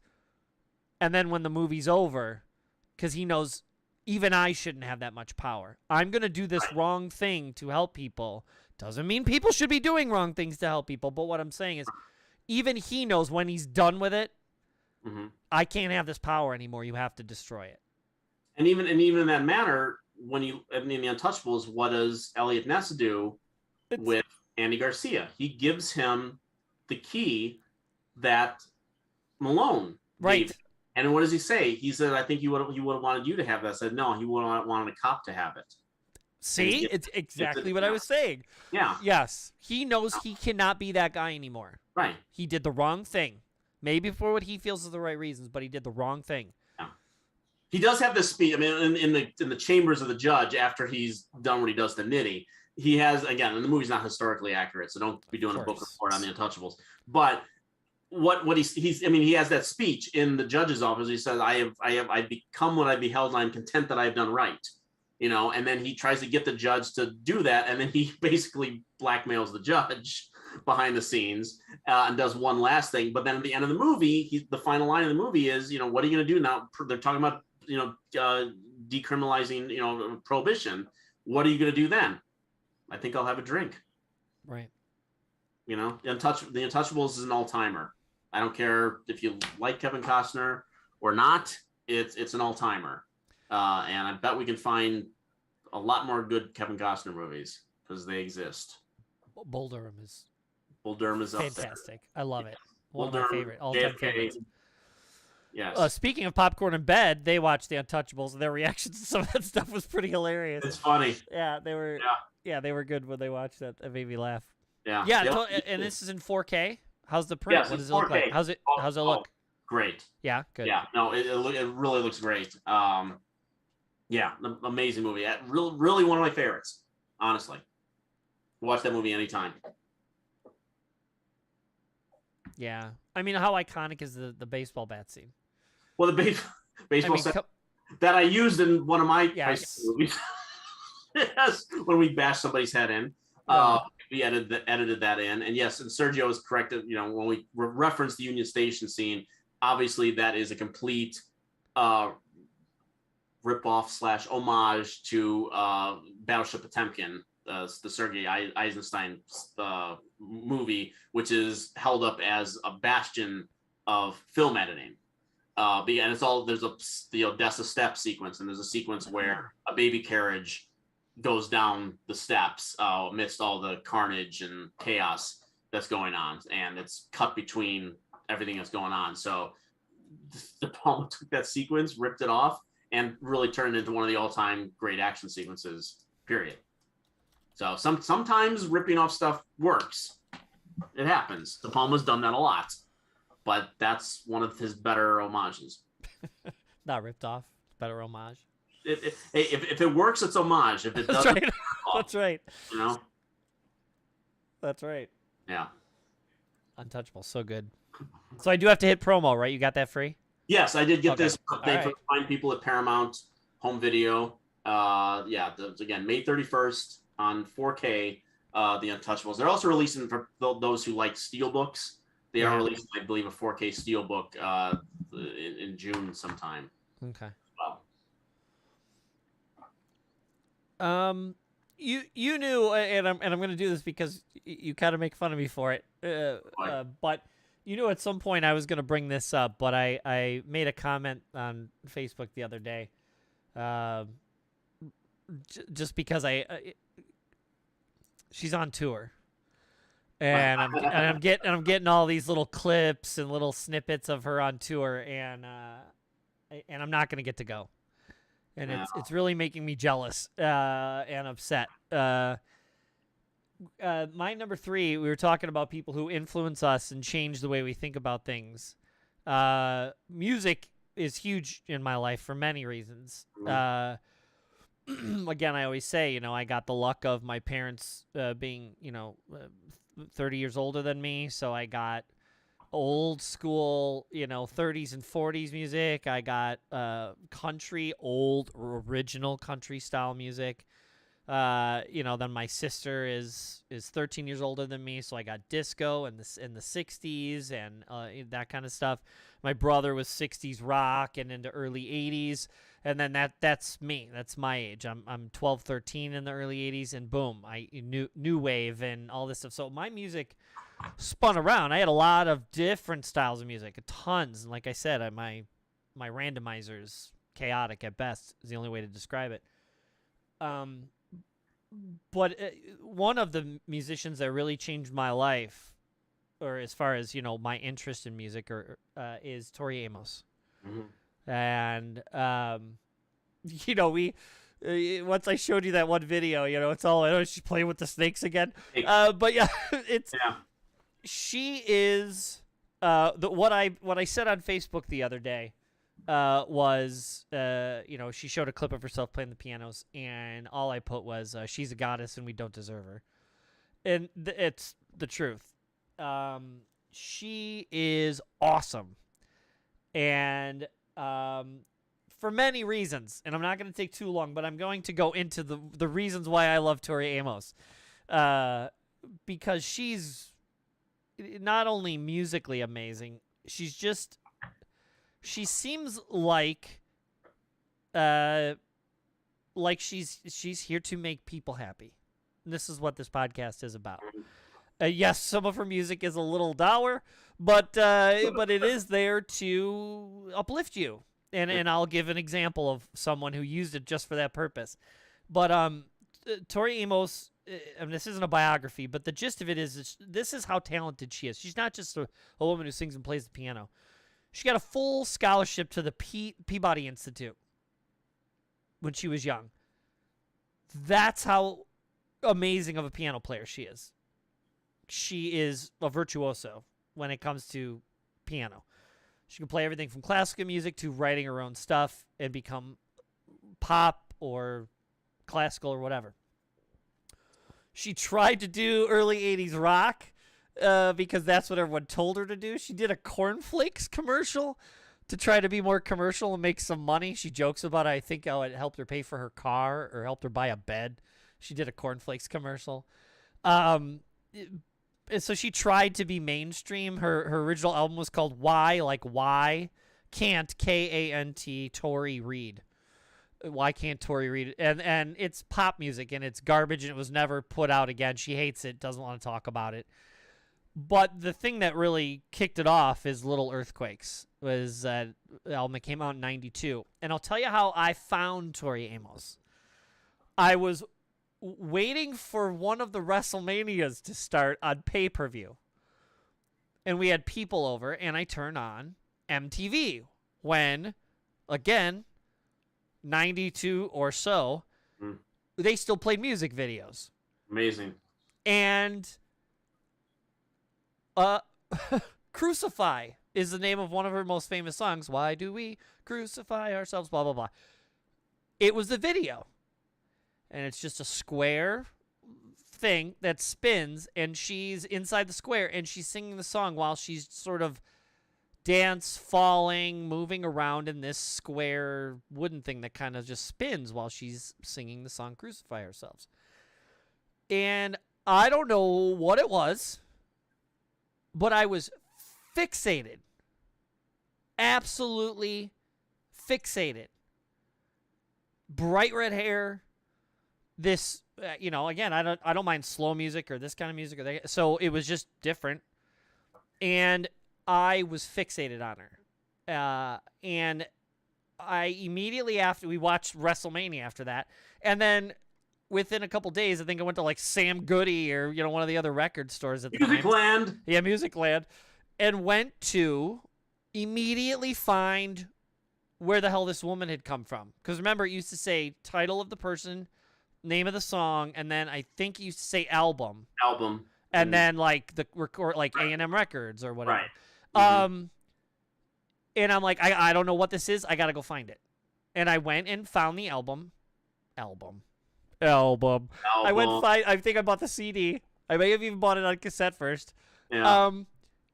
And I just listen to it constantly. And there's Silent All These Years on there, Cornflake Girl, which is a joke because she did a cornflake commercial, but it's, it's a whole nother story, the song. And I just burned through that CD. I played it 8 million times. And I don't know what it is. It's this haunting, beautiful voice And at the time, I didn't know she played the piano because the video, I think she might play it once or twice in Crucified, but I don't know how talented she was or just how much she played the piano. And then I got to see, there was like a concert, I don't know what and then I saw her play the piano. And if you've ever seen her playing the piano, in as a respectful way as I possibly could, she makes love to the piano. She doesn't actually make love to the piano, but like, she doesn't just sit in a, back straight playing the keys like someone very, He's giving it the business. The what? He's giving it the business. Oh, she's giving it the business. She is the nicest way I can put it is she makes love to that piano. She's writhing on it. She's moving. She's touching the top of it while she's playing with one hand. She's constantly moving around the piano. And the amazing thing is she plays with a piano, a Bessenhofer. She travels with her own piano because she refuses to play on anything else. That's in front of her. Behind her is an electronic keyboard and like almost like the electronic piano, almost like from the Blues Brothers, where they, oh man, yes. You got one of these? It's kind of like that. No action left to this piano. Yeah, there's like a 2 or 3 tier piano setup over here that I think are all like electric or versions of electric like pianos.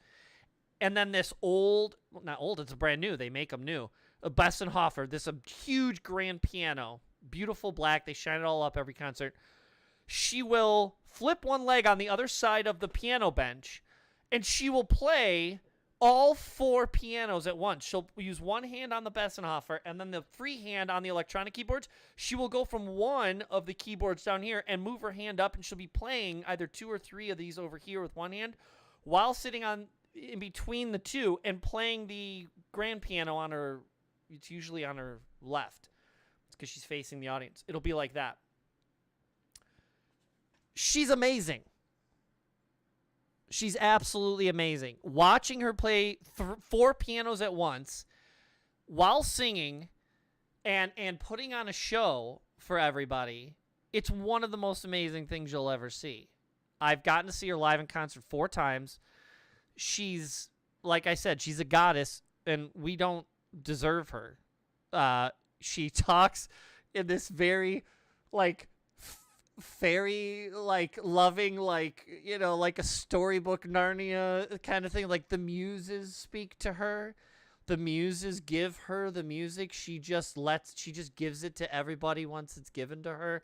She speaks in these ethereal, I know I'm saying that word wrong, ethereal, like, to other people she might sound crazy. I don't care.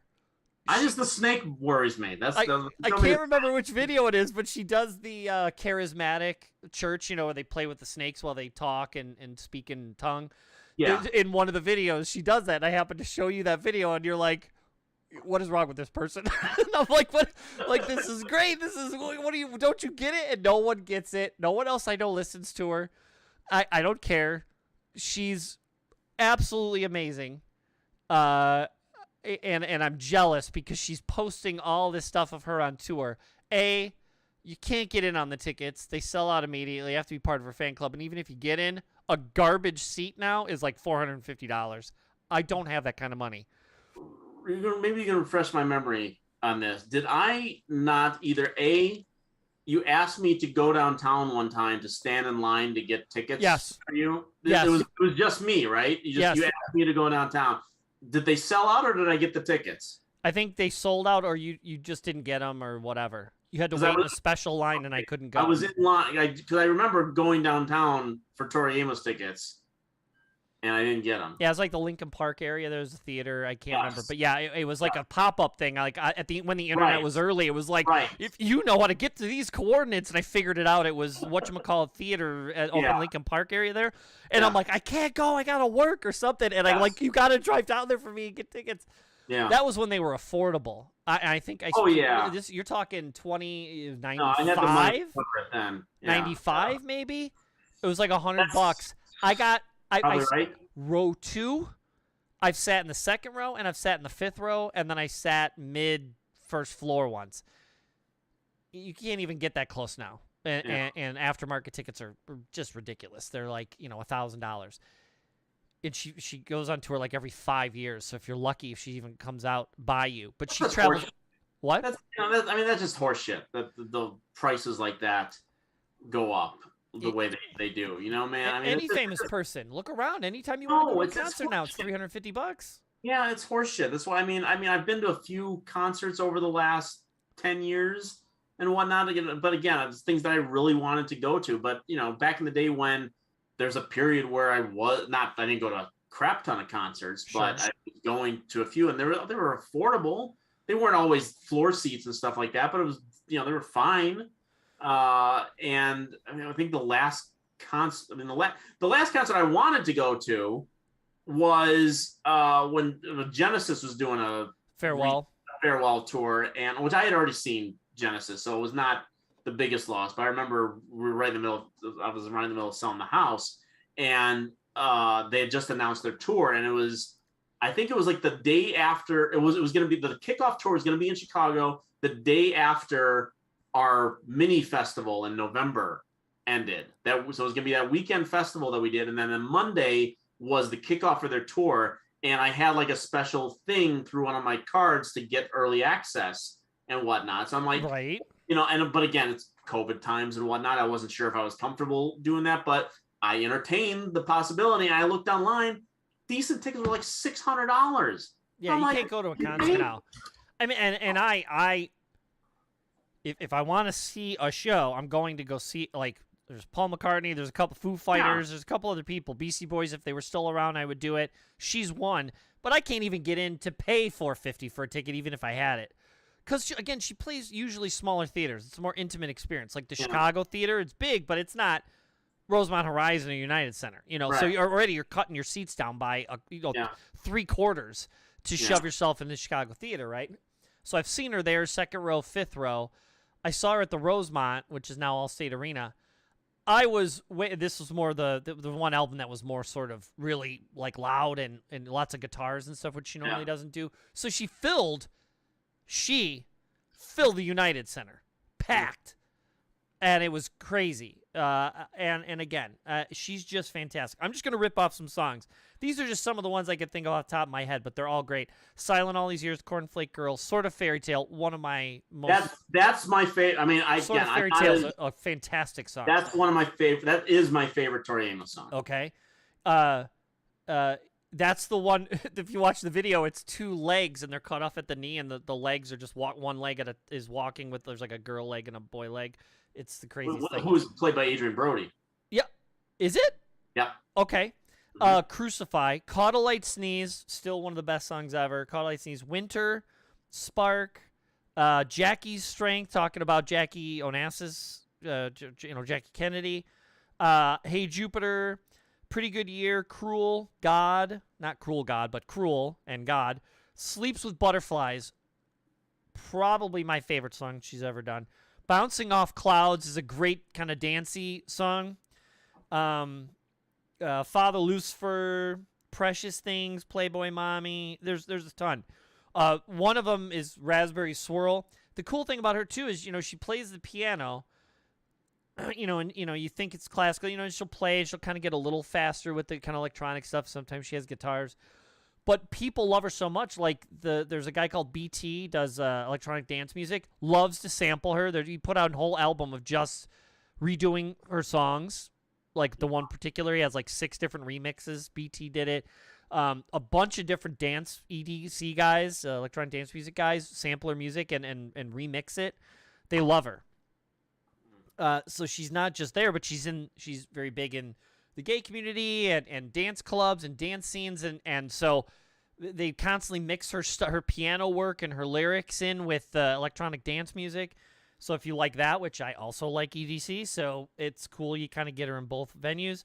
The wraparound back to wrestling is I saw her in that thing before I was gonna watch wrestle. It's either SummerSlam or WrestleMania. Come to find out years later, in his book, Mick Foley, also known as Mankind, also known as Cactus Jack, also known as Dude Love. But Mick Foley said in his book, and she didn't know this, said in his book that before, it was either every match or most matches, he would put her music on to get himself pumped up to go out and get demolished. You know, yeah. Of all the way, and not because it was hurtful, it like put him in a zen mood. And then he would go out and do his thing as Cactus Jack or Dude Love, and then just beat on people and get beat up and she found out later, and now they're like best friends. Wow. They talk to each other all the time and stuff, and she mentioned him in something, and yeah, it's great. She is the inspiration for the character Delirium in Sandman. Okay.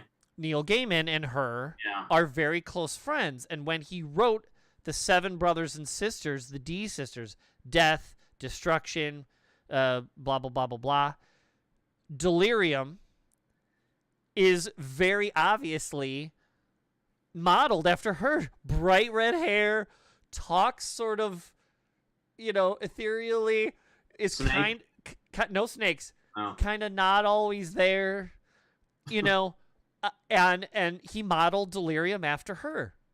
And so every time I see Delirium in a Sandman thing, I think of Tori Amos and she did the foreword to one of the collected editions of the Sandman because she's such good friends with Neil Gaiman. They love each other. They constantly talk. Every time they mention something that has anything to do with each other, oh, I love her so much. You know, they talk. There was I think it did an interview, and they did it together, like on BBC or something. It was her and him together, and she's great. A little tidbit of trivia for you, which I just learned right before doing this, was there are people that are auditioned for bands in Howard the Duck. Yes. She is one of them. Is she really? I did not know this. I just found that out before doing this. Bright red hair. I'm gonna have to go find it now. No, I'm too, because I did an episode of Scott Weinberg's got a podcast called Overhated. Okay. I did one of the early episodes. We did Howard the Duck, and somehow that didn't cross my research path. It's probably a split second. Again, I didn't even know that, so I have to go find it now to see what what she's doing in there. But yeah, Tori Amos is one of the bands that auditions in Howard the Duck. She also does a ton of stuff with a group called Rain. She's been doing it like forever. I think she, again, this is supposed to be a positive thing, but she has done positive things because of it.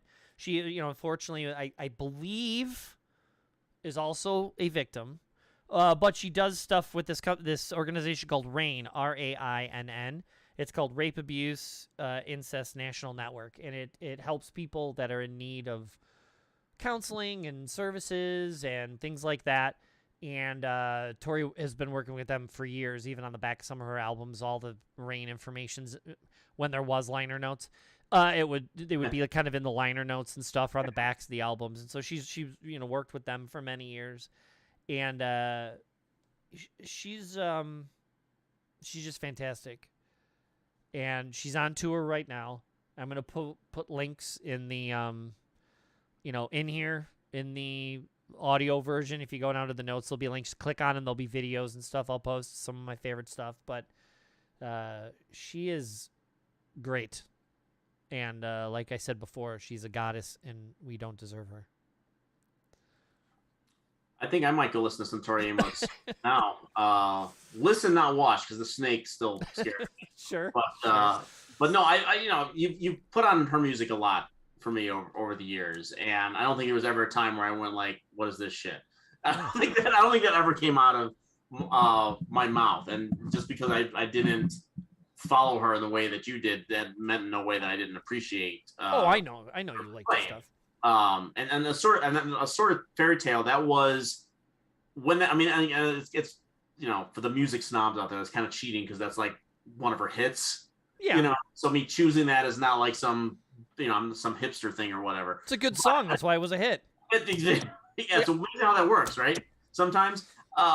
But I that played that song a lot. It was like on all the CDs that I was making for myself at the time, and I was going in and out of the city. That was a song that was frequently on there. I love that song. She's another quick little bit of trivia. She's in the movie Little Women. She's playing the piano at some recital at the beginning, and she The does new this. one or No, like the one with Winona like Ryder Kirsten one? Dunst or Winona Ryder. Winona or something. Ryder one. Yeah, she's in a scene. She's either wedding or something. She's the wedding pianist or something. She does a song where she starts off where it's unintentional, but she says "Baba Booey." She goes ba ba ba ba ba ba ba ba boo boo something. And but when she says it, she strings it out at the beginning. But she's playing the piano and she's in the movie. Okay. It just so happens if you like squish it together, it sounds like she's saying "Baba Booey." But that's a great movie. Yeah, they brought it up on Stern multiple times. But yeah, so both versions are great. Yeah, but she's in that too for like a split second. I'll have to go back and watch that now too. I love that movie. So anyway, yeah, listen to Tori Amos. If you've never heard of her, find her. Tori, last name Amos, Amos. Find her music, put it on shuffle, and just listen to a bunch of stuff. In particular, Caught a Light Sneeze, Sort of Fairy Tale, Raspberry Swirl, Sleeps with Butterflies. I mean, again, that's one of my absolute favorites. So, T-O-R-S. T-O-R, yes. I couldn't resist. Yeah. All right, it's number 3. Yeah. Oh well, that's it for me, because I did George Carlin and I did Chip and Dale and Untouchables. Yep. Yeah. What are you looking forward to? What am I looking forward to? I had something in my head, and I could just as easily say this in a couple weeks, because that's not coming out for a while. But I just as we were starting this, I got in my inbox access to something that's coming out in a couple weeks. I haven't looked how many I have, but I am looking forward to the new season of The Boys that's coming to Amazon, and apparently I've got them right now. Promo. Yeah, promo. Hit your button. So yeah, I'm quite a fan of that show. It's in sort of the same mold that Peacemaker is, kind of a weird deconstruction of a lot of the superhero mythos and stuff like that. And this one taking the approach that it does, that all the superheroes are not as righteous as they appear to be. That are, this whole idea that our heroes are not who we, they always say, never meet your heroes. But in this case, it's literally the truth. And I've enjoyed what they've done the first 2 seasons, and I'm curious to see where they go with this one, particularly where they left it last time. And Homelander got into some trouble in real life, so I don't think it's going to be touched upon here. But Homelander's gone a weird path right now. Could be pretty dark this season. Well, we'll see. When the show started, I would tell you, like, it was one of my favorite comic books. It was one of the things I had heavily read, obviously. And I was telling you, like, well, I always used to tell you that about Walking Dead. I'm like, well, we'll see. We'll see if they really do it justice. We'll see. Yeah. It's going to be weird. They get pretty bloody. We'll see if AMC does it, But when The Boys came out, I was like, all right, I don't know how the hell they're going to pull this off. It's a Garth Ennis story, and his stuff is always bloody and disgusting, or sexual, or all kinds of stuff. Yeah. And then they're like, nope, we're going to do it. And I was like, okay, well, they've pushed the bar quite a bit. So I'm like, okay, let's see. But it all comes down to a storyline roughly in this season called Herogasm. Nice. Where it's a collection where all the soups that are not the best people in the world all show up to like a Lollapalooza kind of convention, where it's all about like drugs and sex and other famous or maybe people in power who aren't soups at the time when this comic was published show up to participate in the debauchery. So it'll be interesting, if they show all the debauchery. Pretty graphic in the comic. And then if they bother to go the political / cameo route. They used actual names in the comic? If not name, the visual, you couldn't not. It was pretty obvious who it was. They were. Okay. Yeah. Got it. Yeah. So it'll be very interesting to see just how far they push that part of the storyline. That little 4 or 5 issue thing. Yeah. We'll see what they do with it. Yeah, no, so that's what I'm looking forward to right now. Well, I'll chalk that up to me also looking forward to it. That's not my thing, but yeah, we like that here in this house. So, I've been streaming more, and I'm trying to do a little bit more gaming, and I've been doing it on the console because the computer has to do. The computer I built is fairly powerful, but graphics cards with this chip. I don't know if you've heard about the quote chip shortage. Have you heard about this? Everything's short now, so Well, the chip shortage is a thing. It's even hitting the car industry because all the cars are computerized now. right. And you're not talking Teslas, like even F-150 trucks and cars and stuff, all are computerized. So they'll ship the car without the computer in it. So car dealerships were getting cars that weren't fully built, and then they would have to ship them that part, and then they'd have to put all the computer stuff into the car when they got them. Like that's how bad chips are. That's why you can't find a PS5 right away. That's why you can't find a Series X Xbox right away. TVs with smart stuff in them are hard. Some of them are harder to get because they're more powerful. Well, graphics cards are ridiculous. Even retail, they're $400, $500, $600, $700. Money I don't have. And what was happening is these crypto goofs buy them up because that's how you crypto mine is use a computer. Well, these high powered graphics cards, they're really not built for that purpose, but all these crypto guys were buying 15 of them at a time to shove in the server and mine their crypto. So a $400 to $500 graphics card, a newer one, was going for $1,900 online. I could barely afford it for $500. I'm certainly not going to spend $2,000. So the computer I built to do what we're doing right now is very powerful at an affordable price because I built it. But the one part I couldn't afford to really get a nice version of is my graphics card. So when I did that test that one day, the Vampire Survivors works great because it's a 2D game that's not super heavy. The second I tried that marginally intensive shooting game called Proteus, I got like 3 frames per second. Even my camera was my computer can't do it. The graphics card I had to buy is garbage. A friend is upgrading, and he has about a 6-month-old 3060. And yeah, for fake money. That's now worthless as of today almost. Morgan's like, yeah, for fake money. He's upgrading. And we worked out a deal. I was like, look, I can't afford to buy your old card. Are you really getting rid of it? And he said, yeah. And I basically worked out a payment program with him. And I was like, if you really want to upgrade, because he couldn't afford to upgrade. Yeah. But if it's 3060, 3070, 3080 is the current cards, right? Mine's a 1050. It's about a 13-year-old piece of technology that I had to buy new. So he's like, he has a 3060. And he goes, I said, if you really want to upgrade, I don't have the money, but what if I do payments to you like a credit card? Like, can I do payments?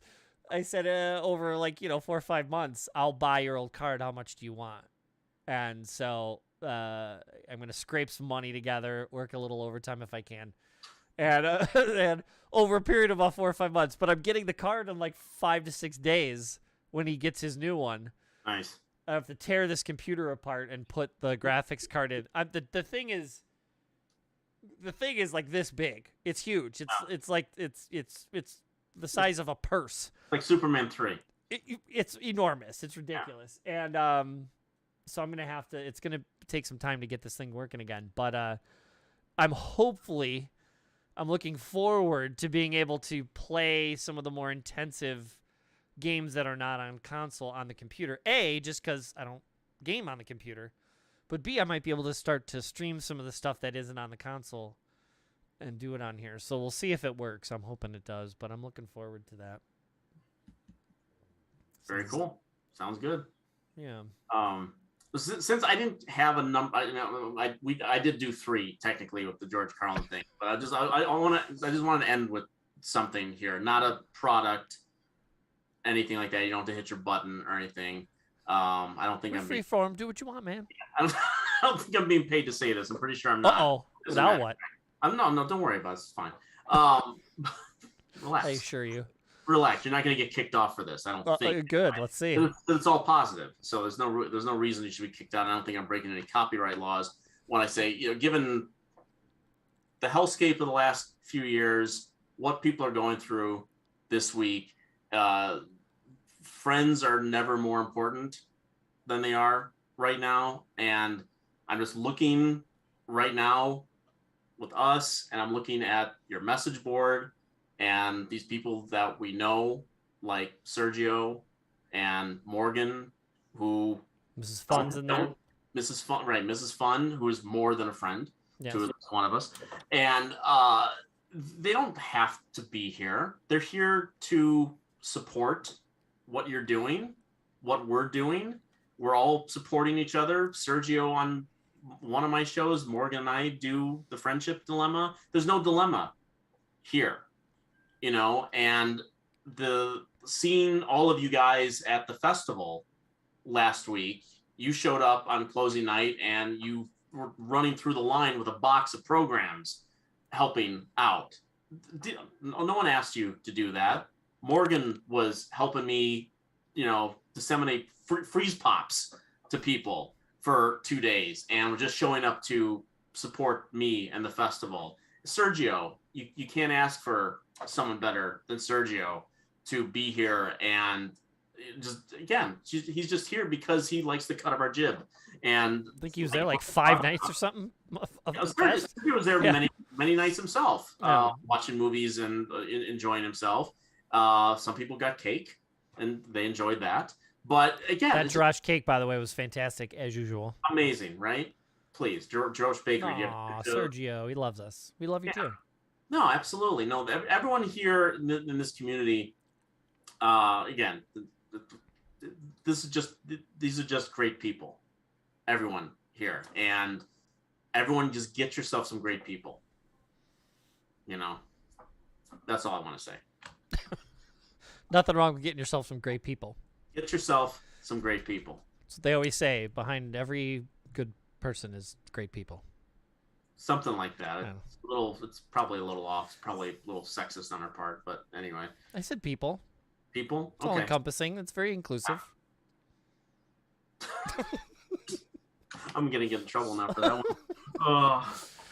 All right. Hopefully my computer doesn't blow up when I try to put this new graphics card in it. If not, we may not ever have another one of these. But I'm very delicate, and I get the feeling that this part might be your supervillain origin story. Sure.